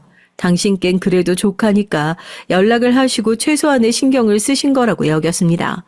아들은 자신에겐 부모가 저뿐이라고 하면서 전 남편이 결혼식에 참석하는 걸 원치 않는다고 했어요. 아들의 의사가 가장 중요했기 때문에 거기서 이제 결정이 나버린 것이었네요. 저희 쪽이 이런 마당이었는데 며느리 쪽이 자기 가족하고 연중 끊고 산 게 대수랴 싶었습니다. 머무든 개가 머무든 게 어찌 나무라나요. 그것만큼 우스운 거 없었으니 괜찮다고 얘기해줬죠. 전 나이도 많은데 귀한 외동아들을 정말 내어주셔도 되는 건가요? 겨우 저 같은 여자한테요? 네가 우리 상준이하고 동갑 아니냐? 네가 나이 많으면 우리 상준이도 똑같이 많은 거지. 피차 일반이야. 며느린 설마 제가 이렇게까지 흔쾌하게 허락을 해주고 반겨줄 줄 몰랐다고 하면서 눈물을 훔쳤습니다. 며느린 부모이되 부모라고 하기 어려운 사람들 아래서 태어나 자라온 모양이었어요. 부친에게선 복날의 개보다도 더 심하게 맞아봤고 모친은 강 건너 불구경을 하듯 구는 사람이었다고 합니다. 단단히 정신 나간 작자들이었죠. 며느리에겐 형제도 친정 오빠가 한 명 있는데 부친에게 잘못 맞아서 한쪽 귀가 거의 안 들리게 됐다고 해요. 부모의 얘기만 나와도 치를 떨던 며느리의 친정 오빤 외국을 나갈 수 있는 일생일대의 기회가 찾아왔을 때 용기를 내어 놓치지 않고 그걸 잡았다고 합니다. 미국에 갔다는 것만 알고 그 이후로는 그 어떤 소식도 들어본 적이 없다는 소리를 며느린 덤덤하게 늘어놨어요. 사람은 겉모습만 봐선 절대 모른다는 얘기가 맞았습니다. 며느리에게 그런 아픔이 있을 줄은 상상도 못했죠. 더욱 따뜻하게 대해줘야겠다는 생각이 들어서 잘해주려고 의식을 하면서 제 딴엔 노력을 했었고요. 그런데 또 너무 가까이 다가가면 간섭하는 모양새가 되어버리니까 적당히 선을 지키려는 노력도 겸했습니다. 며느리가 직장을 다니는 사람이었으니 반찬은 제가 다 만들어다가 가져다 줬고요. 며느린 그럴 때마다 어쩔 줄 몰라 하면서 본인이 요리를 하면 되는 거라고 했지만 전 고개를 저었습니다. 상준이하고 너하고 둘이 똑같이 돈을 벌러 다니는데 왜 너만 부엌 일을 하려고 들어? 난 어차피 반찬 만들고 이러는 거 좋아하니까 신경 쓰지 않아도 된다. 그러면 며느리는 입을 꾹 다물었는데 그러는 얼굴에서 왠지 모를 웃음기가 항상 엿보이고 있었죠. 여자가 결혼을 했다고 해서 일을 그만두는 건 부당하다고 며느린 그렇게 여기는 인물이었어요. 전 며느리의 그 바람이 되도록 오래 갔으면 해서 늘 한 발짝 뒤에서 아들 며느리 부부를 지켜봤습니다. 조용히 잘 사는 모습이 예뻐 보였어요. 하지만 비극은 예고 없이 찾아왔습니다. 제 아들이 교통사고로 생을 마감했어요. 아직 해보지 못한 것도 해보고 싶은 것도 많았던 제 아들의 짧은 생은 아스팔트 도로 위에서 그렇게 끝이 나버렸습니다. 미치는 줄 알았죠. 제 하나뿐인 자식이 이런 식으로 죽는다는 건 꿈에서조차 상상해 본 적이 없던 끔찍함이었어요. 원통함에 울부짖던 저의 곁을 며느리가 지켰습니다. 당장 쓰러질 듯 힘들어 보이는 얼굴로도 꿋꿋하게 제 옆을 지켜줬어요. 전 남편이 죽은 건 아들이 죽은 날로부터 딱 열흘 뒤였습니다. 자신의 어리석은 과오를 속죄하고자 한다는 짧은 유서를 남긴 채 스스로 생을 마감했죠. 너무나도 충격적이었고 그때 친정엄마가 제 뺨을 치셨습니다. 정신 차려. 너마저 잘못되면 안 된다. 그건 상준이가 원하지 않을 거야. 앞으로 정신 똑바로 차리고 살아. 그제서야 몸에 힘이 들어가더군요. 저까지 떠날까봐 두려워하셨던 친정엄마의 행동 하나가 절 정신 차리게 만들었어요. 언제까지 살 수 있을지 그건 하늘만 알겠지만 적어도 그날이 오기 전까진 하늘에서 지켜보는 제 아들에게 부끄럽지 않도록 그렇게 주어진 시간을 살아가야겠다는 굳센 다짐을 했습니다. 이제 제가 할 일은 정해져 있었죠. 네 인생 살아라. 이제 아무 남자도 안 만나겠다거나 내 옆에 평생 며느리 노릇을 하겠다거나 그런 거 다 집어치워. 나하고는 앞으로 2번 다신 연락도 하지 말자. 어머님, 왜 그렇게 말씀하세요? 네 인생의 주인공 너잖니. 인생 한 번뿐이야. 언제 어떻게 죽을지 몰라. 그러니까 사는 데까지는 하고 싶은 거 실컷 하고 살아야 하는 거다. 무엇보다 넌 아직 젊잖아. 네 자신에게 당당한 인생 살아. 시대가 바뀌고 있다는 걸 이 무지하고 나이 먹은 나도 느끼고 있는데 너는 오죽하겠니? 변화하는 시대 속에서 멋지게 살아.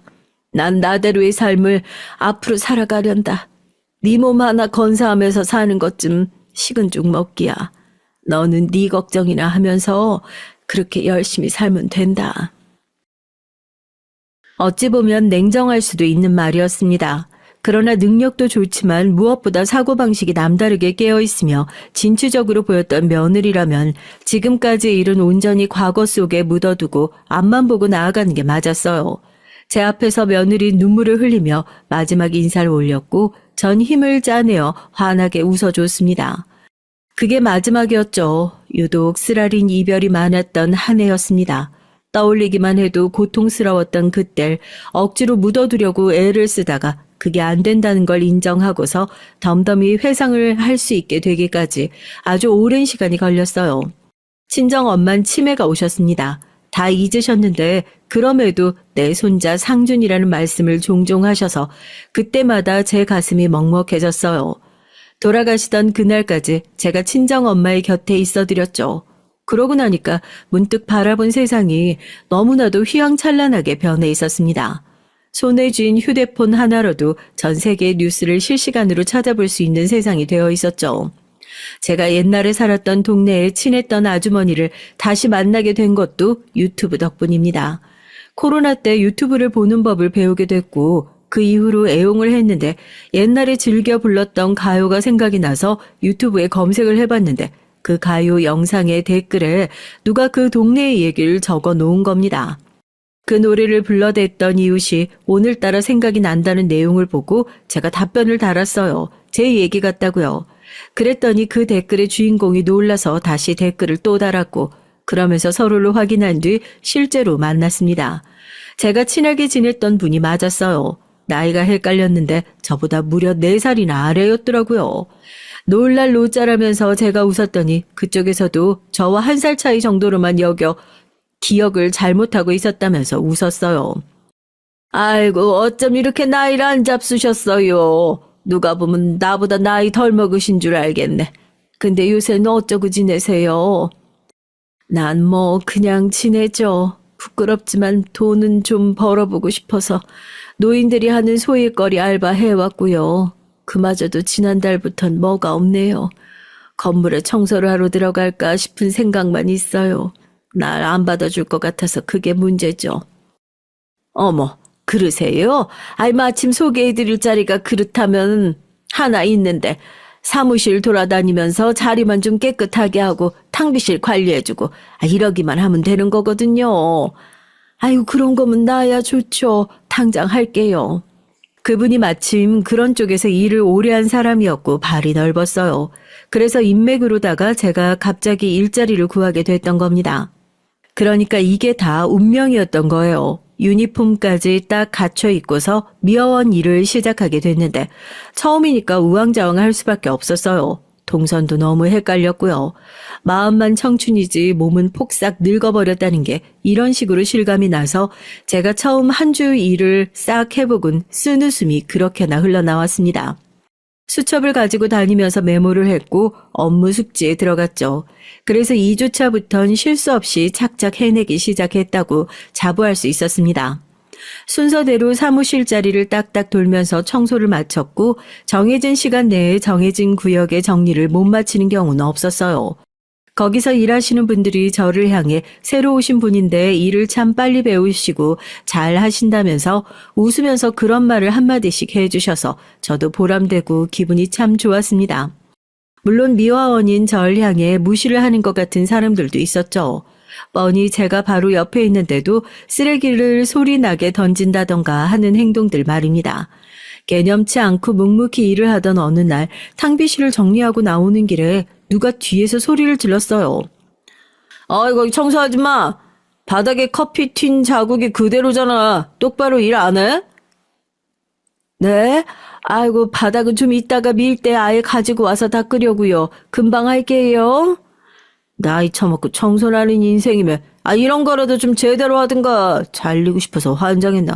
갈 데도 없을 텐데. 제가 웬만하면 덤덤하게 잘 버티는 사람인데 나이를 먹어서 이제 조절이 힘든가 보더라고요. 눈물이 핑 돌았습니다. 그래서 눈가를 소매로 훔쳤더니 저를 향해서 눈물을 짜내면 다인 줄 아냐면서 되려 삿대질까지 날리더군요. 너무 서러워서 그만둬야 하나 싶던 바로 그때였습니다. 혹시 어머님? 갑자기 누군가 다가오며 저에게 말을 걸더라고요. 딱 봐도 차림새가 근사한 여자분이 그러시길래 울음을 그치던 참이었던 제가 당황해서 얼른 대꾸를 했죠. 아유, 저를 아실 리가 없는데 의정부에 사셨고 성함이 김말자 아니신가요? 네? 아니 그걸 어떻게... 놀란 제가 상대방을 똑바로 쳐다보며 되묻다가 그대로 얼어붙었어요. 제 며느리였던 겁니다. 20년의 세월이 흘렀지만 못 알아볼 수는 없었죠. 손으로 입을 틀어 막은 채로 며느리는 이미 몸을 떨며 눈물을 흘리고 있었어요. 그리고 그때 저에게 갑질을 해댔던 사원이 창백해진 채로 허리를 숙였습니다. 회장님 안녕하십니까? 인사할 분위기는 아니었지만 그렇다고 생략할 수도 없었을 거예요. 왜냐하면 며느리가 무려 이 건물에 들어와 있는 회사의 주인이었으니까요. 금방이라도 기절할 것처럼 안색이 나빠진 그 사원을 보며 그리고 며느리의 뒤로 서 있는 수행원들을 보며 저는 제 며느리가 회장님이라는 사실을 바로 인지할 수 있었습니다. 너무 놀라워서 희한하게 전 웃음부터 났고 며느리와 동시에 서로를 얼싸안았어요. 저는 웃고 며느리는 울고 한바탕 그 복도가 난리도 아니었습니다. 회장실로 가서 차분히 긴 대화를 나눴죠. 미국에서 맨 땅에 헤딩으로 아메리칸 드림을 이뤄냈던 친정 오빠 덕분에 길이 열려서 여기까지 올 수 있었다며 지난 여정을 며느리가 자세히 알려줬습니다. 이렇게까지 놀라운 성공을 거두었다는 것 보면 소식이 끊겼던 자기 친정 오빠와 다시 만날 수 있었다는 얘기에 전 너무 잘된 것 같아서 며느리를 축하해줬죠. 어머님 여전하시네요.